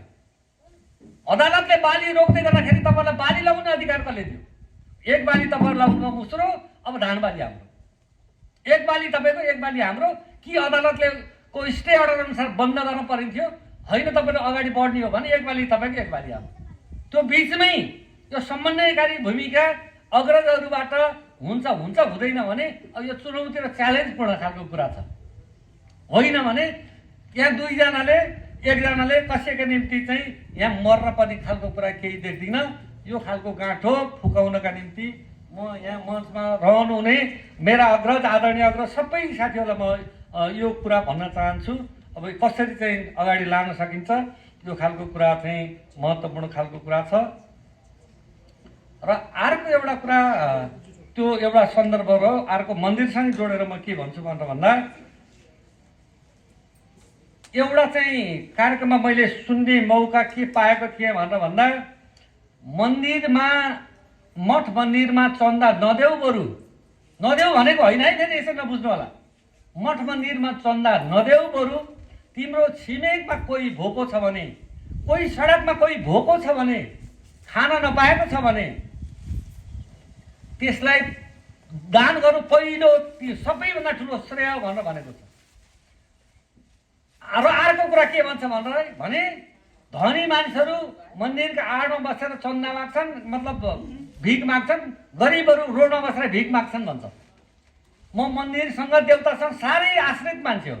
सोध्नु होला, म प्रत्येक सोमबार यहाँ जल नचढाएसम्म म हरेक सोमबार मैले पानी बाहेक अरू खान्न, 7 नभएसम्म। म धर्ममा असाध्यै आस्था गर्ने मान्छे हो। र पनि कुरा के हो भन्दा यो संसारको सृष्टि गर्ने मानव सभ्यताका निम्ति, मानिसका निम्ति गरिने धर्म पुण्य प्राण राख्नका निम्ति गरिने अन्नदान र वनस्पति जीव भन्दा संसारमा ठुलो बनाएका अरू संरचना भन्दा जीव सबैभन्दा ठुलो कुरा हो। त्यसैले आत्माका निम्ति पर आत्माका निम्ति आत्माले चाहिँ सम्मान गर्न जान्यो, खुवाउन जान्यो, भोजन गराउन जान्यो, गर्न जान्यो भने, त्यसलाई सम्मान गर्न जान्यो भने ईश्वरले सधैँ हाम्रो चाहिँ अभाव परिपूर्ति गरेछन् भन्ने मलाई लाग्छ।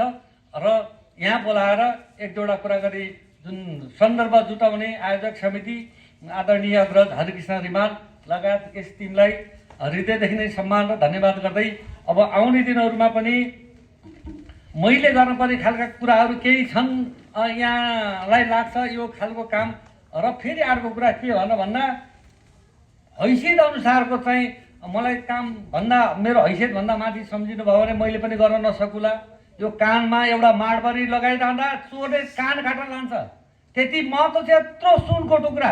तर 1 किलोको यहाँ एउटा सुन, 1 किलोको यहाँ सुन लगाइदिन्छु बाबु अथवा नानी तिमी यो सुन नखोल भनेर भन्यो भने 1 सेकेन्ड पनि लाउन सक्दैन। के भन्नु भने यो कानले धान्ने कति हो, यो वडाध्यक्षले धान्ने अथवा मेरो हैसियत कति, त्यतिको जिम्मेवारी दिनुभयो भने म यहाँहरूको सोसाइटीको निम्ति, समाजको निम्ति म जे यादै भने पनि व्यक्तिगत रूपमा मैले गर्न सक्ने खालको कुरामा म यही चाहिँ हनुमान के अरे महादेवजीको मन्दिरको आडैमा छु। म कसम खाएर भन्छु म यो माटोको निम्ति, म यही माटोको निम्ति जन्मिएको हो।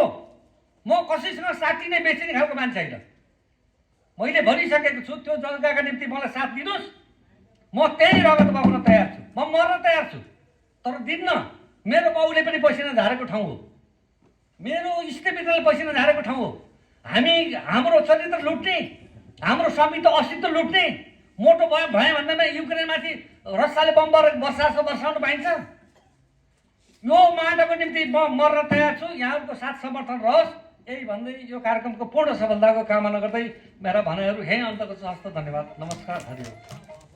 कृष्ण परालीज्यू, 16औं साधारण सभाका प्रमुख अतिथिज्यू, विशिष्ट अतिथि सल्लाहकार, जसरी सामुदायिकका हाम्रो अग्रज दाजु टोलनाथ घिमिरेज्यू, पूर्व अध्यक्ष हाम्रो नारायण पण्डितज्यू र सल्लाहकार लक्ष्मी शरण घिमिरेज्यू, अनि खानेपानी पम्पिङ खानेपानीका अध्यक्ष सुभाकर रिमालज्यू र यस संस्थाबाट आउनुभएका प्रतिनिधि वा सल्लाहकारज्यूहरू, उहाँहरू सबैलाई मैले धन्यवाद दिन चाहन्छु।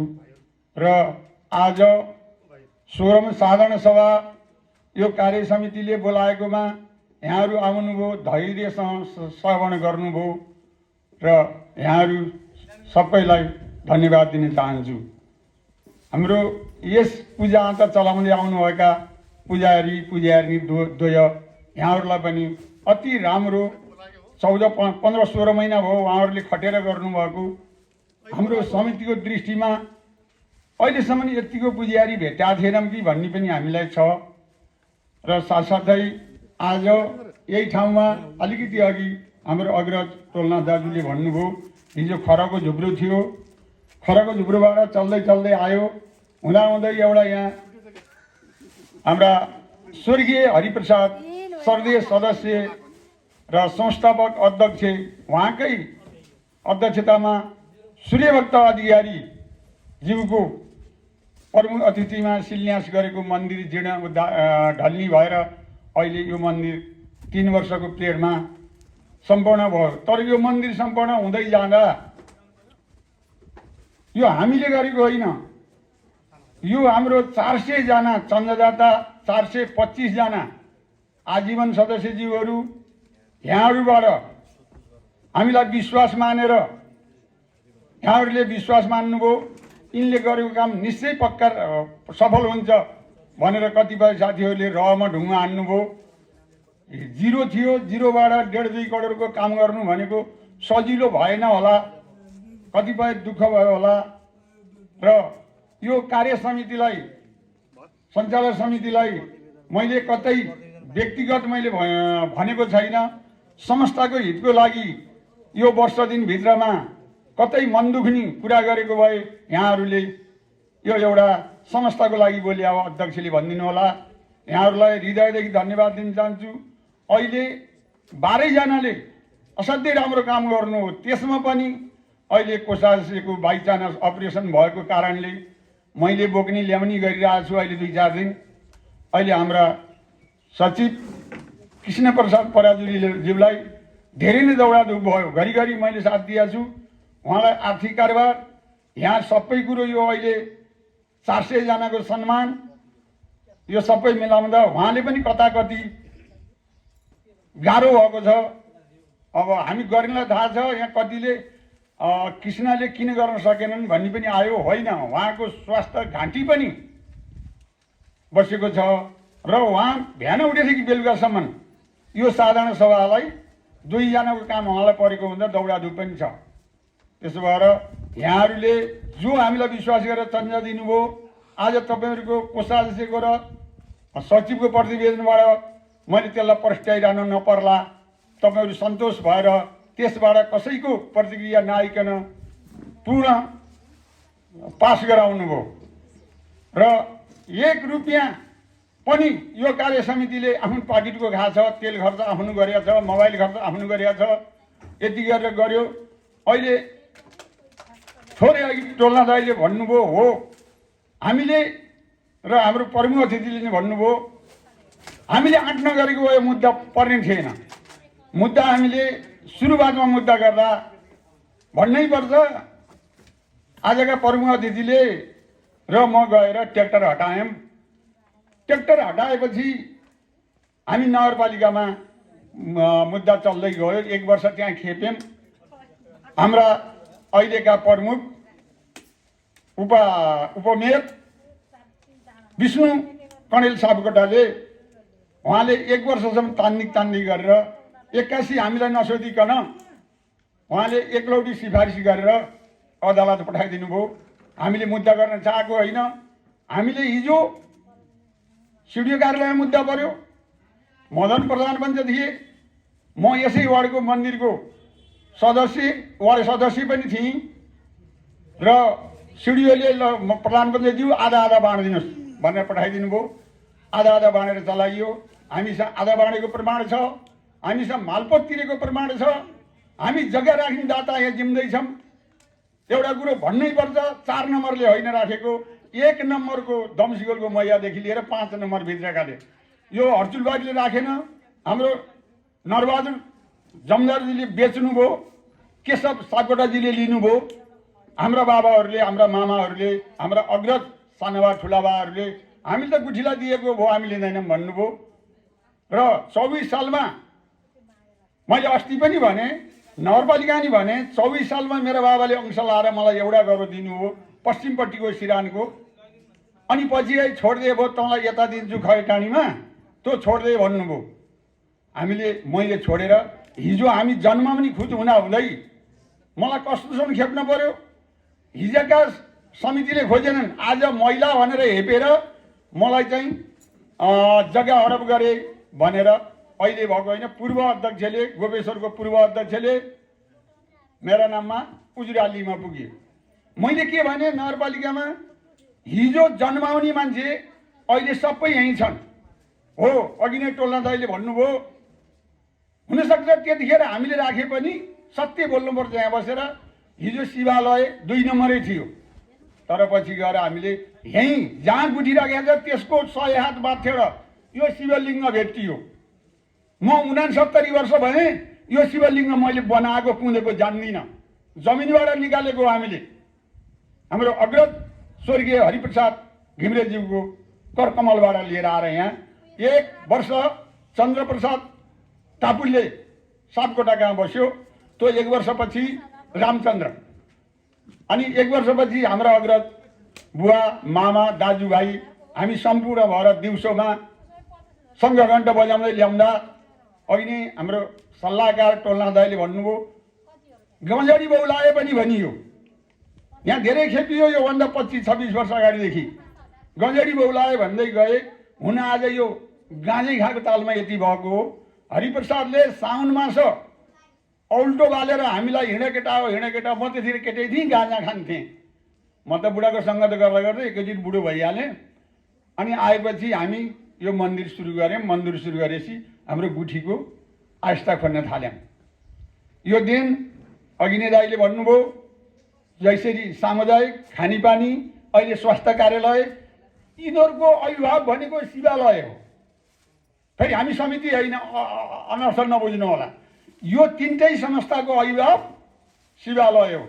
त्यही भएर जैसेरी समुदायले 5,05,000 हाम्रो अग्रज सल्लाहकार टोलनाथ दाजुको नेतृत्वमा लो बुढा तपाईँले भन्नु पर्यो भनेर समितिले भनेछन्। उहाँले 5 लाख दिने भनेर 5 लाख पास भयो। संस्थाबाट धेरै रकम आएको हाम्रो जयश्री समुदाय हो।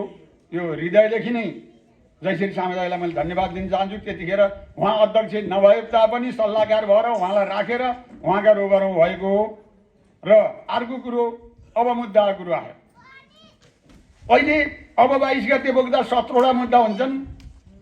एउटा 425 जना, हाम्रो 35 हो, 10 जना लगभग स्वर्गरोहण भइसक्नु भएको छ। 425 जना को सम्पत्ति र शिवजीको पूजा आजा चलाउन एउटा वडाध्यक्ष र यो मन्दिर अध्यक्षको नाममा मुद्दा पर्नु। अस्ति मैले अदालतमा पनि डिस्कस पर्यो। मलाई गोपेश्वरकाले के भन्नु हो भने तिमीहरूले ट्र्याक्टर किन्न नखेट्यौ। मैले भने तिमीहरूको के नचाहिँदो गर्यो, तिमीहरूले कोटेश्वरलाई दिँदा हो। भोलि बिहान म अध्यक्ष छोड्छु। कोटेश्वरको मुद्दा कोटेश्वरले बोक्थ्यो। गोपेश्वरको मुद्दा र कोटेश्वरको मन्दिरको मुद्दा हो। मैले मेरो घर लगाएर श्रीमती छोरा बुहारीलाई लडेको हो, ट्र्याक्टर लखेटेकै हो। मलाई भनियो ट्र्याक्टर लखेटेको भएर तिमीहरूलाई मुद्दा हो भनेर ठाडो भनियो अदालतमा। उहाँहरू जानुभएको थियो 5-7 जना। अहिले हाम्रा आजका प्रमुख अतिथि श्रीमती अशक्तका कारणले मलाई अख्तियार दिनुभयो। अहिले 6वटा तारिक भयो। म एक्लै, कहिले झरी छ, कहिले बादल छ, कहिले ट्र्याक्टर स्कुटरबाट पल्टिएको छु। तर शिवजीले यहाँ आएर ढोगेर जान्छु। मलाई चोट चाहिँ लागेको छैन। एउटा यो मान्नुहोस्, यो निर्जीवमा आएर अघि नै म दिनकै सोमबार जल चढाउँछु भने चाहिँ मैले लगभग महिनामा 30 दिनमा 20 दिन नचढाएको दिनै छैन। म यहाँनिर अदालतमा जाँदा यहाँ आएर नढोइकन म जान्न। यो निर्जीवबाट मैले धेरै आस्था पाएको छु, धेरै शक्ति छ। शिव नमान्ने हामी मान्छे होइनौँ। हामी अहिले जो बोलिरहेछौँ त्यही हो शिव। त्यसलाई चिनाउँ त। त्यो निस्केपछि हाम्रो शरीर लो लो लो गना लैजाऊ भन्छन्। अहिलेसम्म म हरिकृष्ण भइरहेको छु शिवभित्र भएर। शिव निस्केपछि म मुर्दा हुन्छु, मुर्दा। अघि भर्खरको हरिकृष्ण अहिले गएर मुर्दा हुन्छ। हामी यो प्रष्ट जानेका छौँ। एउटा कुरो यो ख्याल गर्नुहोस्, नजन्मिएको मर्दैन, जन्मिएको नमरी छोड्दैन। हिजो निश्चित कबल गरेर लिएर आइएको छ। अघि नै दाइले, अग्रज दाइहरूले भन्नुभयो अहिलेका बाआमालाई हामीले त हाम्रो बाआमा बहिनीले सेवा गरेका थियौँ। आज अझै पाए गर्छौँ भनेका छौँ। अरूको रोगको देख्दा आउनुहोस् न हामीले खाएको खुवाउँछौँ भनेर पनि भनेका छौँ। तर अहिलेका छोरा छोरीले बाआमालाई सेवा गर्नुपर्छ। धर्म भनेकै अस्ति एउटा युट्युबमा के दिएको थियो भने देउता मोठ मन्दिर भन्दछन्, तर मेरा ठुला भगवान 12 आउन् भनेर दियो। मैले यसो सोचेँ, हो त। जन्म दिए, हुर्काए, पढाए, बढाए, अन्माए, धेरथोर घडेरी जोड दिए। यस्ता बाआमालाई हामीले अवहेलना गरेका छौँ। निश्चय पाप लाग्छ। र आज यो प्रत्यक्ष अप्रत्यक्ष 17 महिनासम्म तारिक थाम्दा एक मोहर मात्रै 425 जनाले सुन्नुहोस्, एक मोहर मात्रै के अरे संस्थाको पैसा हालेको छैन। जानुपर्छ, आउनुपर्छ, कागज लेख्नुपर्छ, अनि पेस्की बस खर्च दिनुपर्छ। यो कहीँ अघि नै अलिकति हाम्रो प्रमुख अतिथिले भन्नुभयो, कहीँबाट पनि यतिको जिउँदो अहिले म मेरो कुरो भन्दिनँ। अहिले जति यो भएको छ त्यो आजका प्रमुख अतिथिबाट भएको छ। उहाँले हात झिक्दिने हो भने मेरो पनि केही लाग्दैन भन्छन्। हाम्रा कार्य समितिले सोच्छन् अझ जान कसैको फुर्सद छैन। ल मैले थाहा छु भनेको छु, सजिलो भएको छैन होला। पेट्रोल खर्च नि हालेको छ, मोबाइल खर्च नि हालेको छ, त्यहाँ खाजा पानी नि खुवाएको छ, पेस्की पनि दिएको छ, बसमा दिएको छ, लेखापढीमा दिएको छ। खर्च त 17वटा तारिक बग्दासम्म खर्च त भयो होला। 2-2.5 लाख रुपियाँ, 1.5 लाख रुपियाँ त खर्च भइसकेको छ। तर न त यो 425 जना समागिया छ, न त संस्थामा जम्मा गरेको पैसा लैया छ। अब अहिले कुर्चीलाई सुनाउनु मात्रै भयो। यो खास आज मैले के खोजेको थिएँ भन्दा, हुनसक्छ अघि दाइ हाम्रो अग्रज टोलनाथ दाइले भन्नुभयो, मैले पनि 1 महिना अगाडि कुरो सुनेको छु। वार्ता चाहिँ अहिले हो होइन। उताका समितिले मुख्य मान्छेले मदन भक्त अधिकारी र टोलनाथ घिमिरेलाई जिम्मा दिए हौँ। भनेर मसँग भनेको थिएँ। अहिले उहाँले अलिकति 1 महिना अगाडि बसेका थियौँ भन्दा कुरो रहेछ, त्यो पनि मलाई विश्वास लाग्यो। अब भोलि मुद्दा जितौँला हारौँला, यो 425 जना आजीवन संजादाताहरूलाई अलग छ माग्ने कुरो। पहिला हाम्रा यो शिवजीका भक्त भनेका शिवजीलाई दिनरात सेवा गर्ने भनेका 425 जना। यो 425 जनाले मुद्दा नछोड्नुहोस् भन्नु हो भने हामी आजका प्रमुख अतिथि अथवा समितिको अध्यक्षको नाताले म युनियनले मुद्दा हारे पनि हामी के अरे पुनरावेदन जाने पक्षमा छौँ। तर भोलि कुनै परिस्थितिवश हामी तपाईँहरूको घर दैलामा आउनुपर्ने छ। हाम्रो 425 जनासँग 1-1 हजार लियौँ भने 4.5 लाख उठ्छ। मुद्दा गर्दा सम्पत्तिको खाँचो बढ्दो रहेछ, राशि चाहिँदो रहेछ। यहाँ के भनिएको छ, यिनलाई थकाएर यिनलाई हैरान बनाएर 2-4 लाख खर्च गरेपछि मिल्छन् कि भन्ने उनीहरूको डाउट छ। यसमा पोहोर वार्ता गर्दा के भने हामी यहाँ मन्दिर बनाउँदा सकासक भएको थियौँ। 1-2 जना हाम्रा कार्य समिति साथीहरूले होइन बुझौँ पनि भन्नु हुँदैन, 5 रुपियाँ जित्न 15 रुपियाँ खर्च गर्नुपर्छ यो भने मैले। उहाँहरूले 2 लाखको आश्वासन देखाउनु भयो। मैले लगभग 30-40 जना मान्छे थिएँ। अहिले हामी मन्दिर बनाउन लाग्छौँ, दुःख पर्या भनेर तपाईँहरूले आश नदेखाउनुहोस्, भिख माग्न आएको होइन। हामीलाई अक्षण दीर्घकालिक जबसम्म सूर्य रहन्छ तबसम्म तपाईँहरूले दिनुपर्छ, लेखापढी गरेर नगरपालिकामा गएर। हामीले जग्गाको दावादी गरेका छौँ, जग्गा कसैले तपाईँहरूले दिएर नि हाम्रो पास हुँदैन, हामीले दिएर नि तपाईँको पास हुँदैन। आयस्ता गोपेश्वर पनि चल्नुपर्छ, कोटेश्वर पनि चल्नुपर्छ। तर तपाईँहरूले अहिले 2 लाख यिनीहरू आत्तिया छन्, 2 लाख लयो भने त एउटा 4 टिप 5 टिप 2-3 टिप इँटा आउँछ, यी लोभिहाल्छन् भने। साथसाथै मेरो साथसाथै हाम्रो कार्य समितिका सचिव पनि हुनुहुन्थ्यो, दाइले ठिक भन्नुभयो भन्नु उहाँले। हाम्रा अग्रज सल्लाहकार मदन भोइदेजी नि हुनुहुन्थ्यो, उहाँले पनि कोटेश्वरले त्यसरी आस्थामा लाँदैन भनेर भन्नुभयो, उहाँले पनि साथ दिनुभयो। र सल्लाहकारजीहरूलाई नि पटक पटक सोद्धा दिनुभयो। र चन्जा उठाउने क्रममा मैले मेरो दाइ भनेर भने होइन, भन्नै पर्छ। समस्तको लागि दाइ, छोरो, भाउजू अथवा नाति हुँदैन। उहाँले एकै वचनमा गएर 2-3 ठाउँमा अघि भर्खर हाम्रो डम्बरबहादुरलाई भनिसके हाम्रा कोषाध्यक्षले 3 जना 4 जना गएको थियौँ। निदाको मान्छेलाई उठाउँदा उहाँले 1,15,000 कि 25,000 हो उहाँले दिनुभयो। र मलाई हाम्रा कोषाध्यक्षले अन्त चिठी जे गरे नि तपाईँले चिठी लिएर जानुहोस् बुढालाई त भनेर मैले बुढा कहाँ गएँ। उहाँ आएर अहिले 2-3 घन्टा बस्नुभयो, खुसी हुनुभयो। आज पनि पहिल्यै आएर मैले मन्दिरलाई के गर्नु पऱ्यो भन्जे बाबु भन्नुभयो, हल हामी घरै आउँछौँ आवश्यक पर्दा भनियो। यस्ता यस्ता सहयोगी हात हाम्रा तमाम छन्।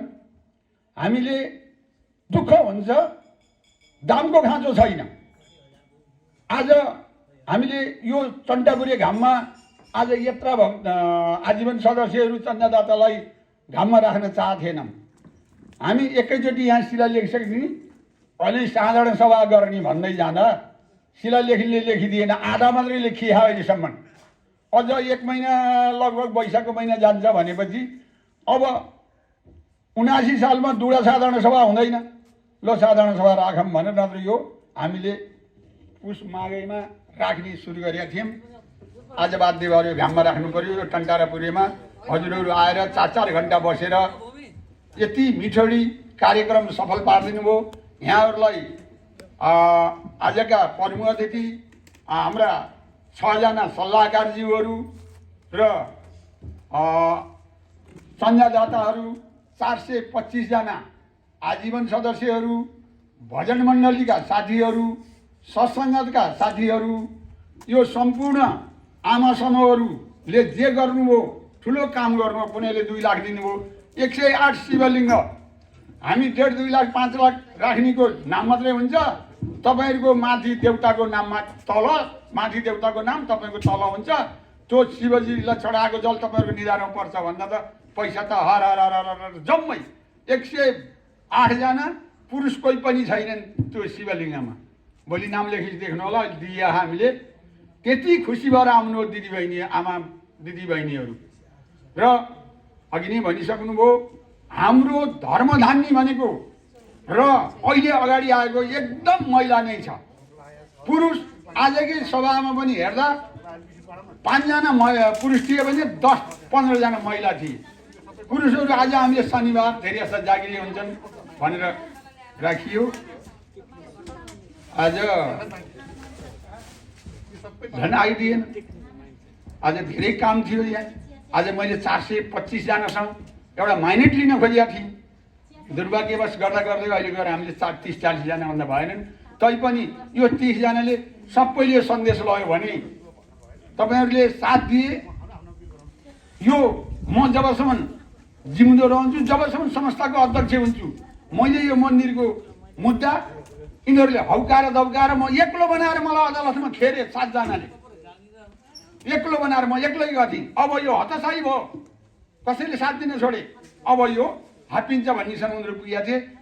मैले ज्यान जाला मैले छोड्दिनँ भनेर मुद्दा चलेको छ भन्दै अझ कुरा त धेरै थिए। अझ मान्छे यहाँ टन्न भर्न पाएको भए आज उहाँहरूसँग म्यान्डेटै लिन्थेँ, मैले ताली नै लिन्थेँ, सही नै गराउँथेँ, आउनुहोस् भन्ने बनाउँथेँ। तैपनि तपाईँहरूले पनि यो सन्देश लैजानुहोस्। यो आज यो यतिको हामी बसेर यति बोल्ने, यति भाषण गर्ने, शिवजीको सेवा गर्ने मौका बनाइदिनु भएको हाम्रो स्वर्गीय हरिप्रसादजीले हो। उहाँलाई मैले हृदयदेखि नै मरी धन्यवाद दिन्छु। त्यसमा उहाँहरूको परिवार पनि बाले गरेका कृतिमा उहाँहरूले हात सपोर्ट गरिरहनु भएको छ। एउटा छोरा त हाम्रै कार्य समितिमा ऊ जे भन्यो त्यही खटेका छन्। यहाँहरू सबैलाई धन्यवाद दिँदै के अरे रोशन भयो त हाइड्रोसँग गर्दा एउटा गौतमले बोल्दा सबै हरिप्रसादको मात्रै कुरो गरेको छु मैले। सञ्जय दादा सबै हुनुहुन्छ संस्थामा सबभन्दा बढी। जयश्री सामुदायिक हाम्रो चन्जादिनीमा अघि नै हरिप्रसादजीले 5 लाख त्यो पनि उहाँले कहीँ गर्नु थियो। ईश्वर दाईलाई लिएर आएर भनेपछि उहाँले 5 लाख भयो बाबु। अझ मैले के भने तपाईँले अवरोध गर्नुहुन्छ भने मलाई अध्यक्ष बनाउनु हो, सफल हुन सक्दिनँ भनेपछि लु जे गर्छौ गरेर भए यो मन्दिर यी यहाँ लान पाउँदैन रहेछ भन्नुभएको थियो। मैले उहाँलाई राखेर उहाँसँग आँसु तुलुक्कै झारेँ।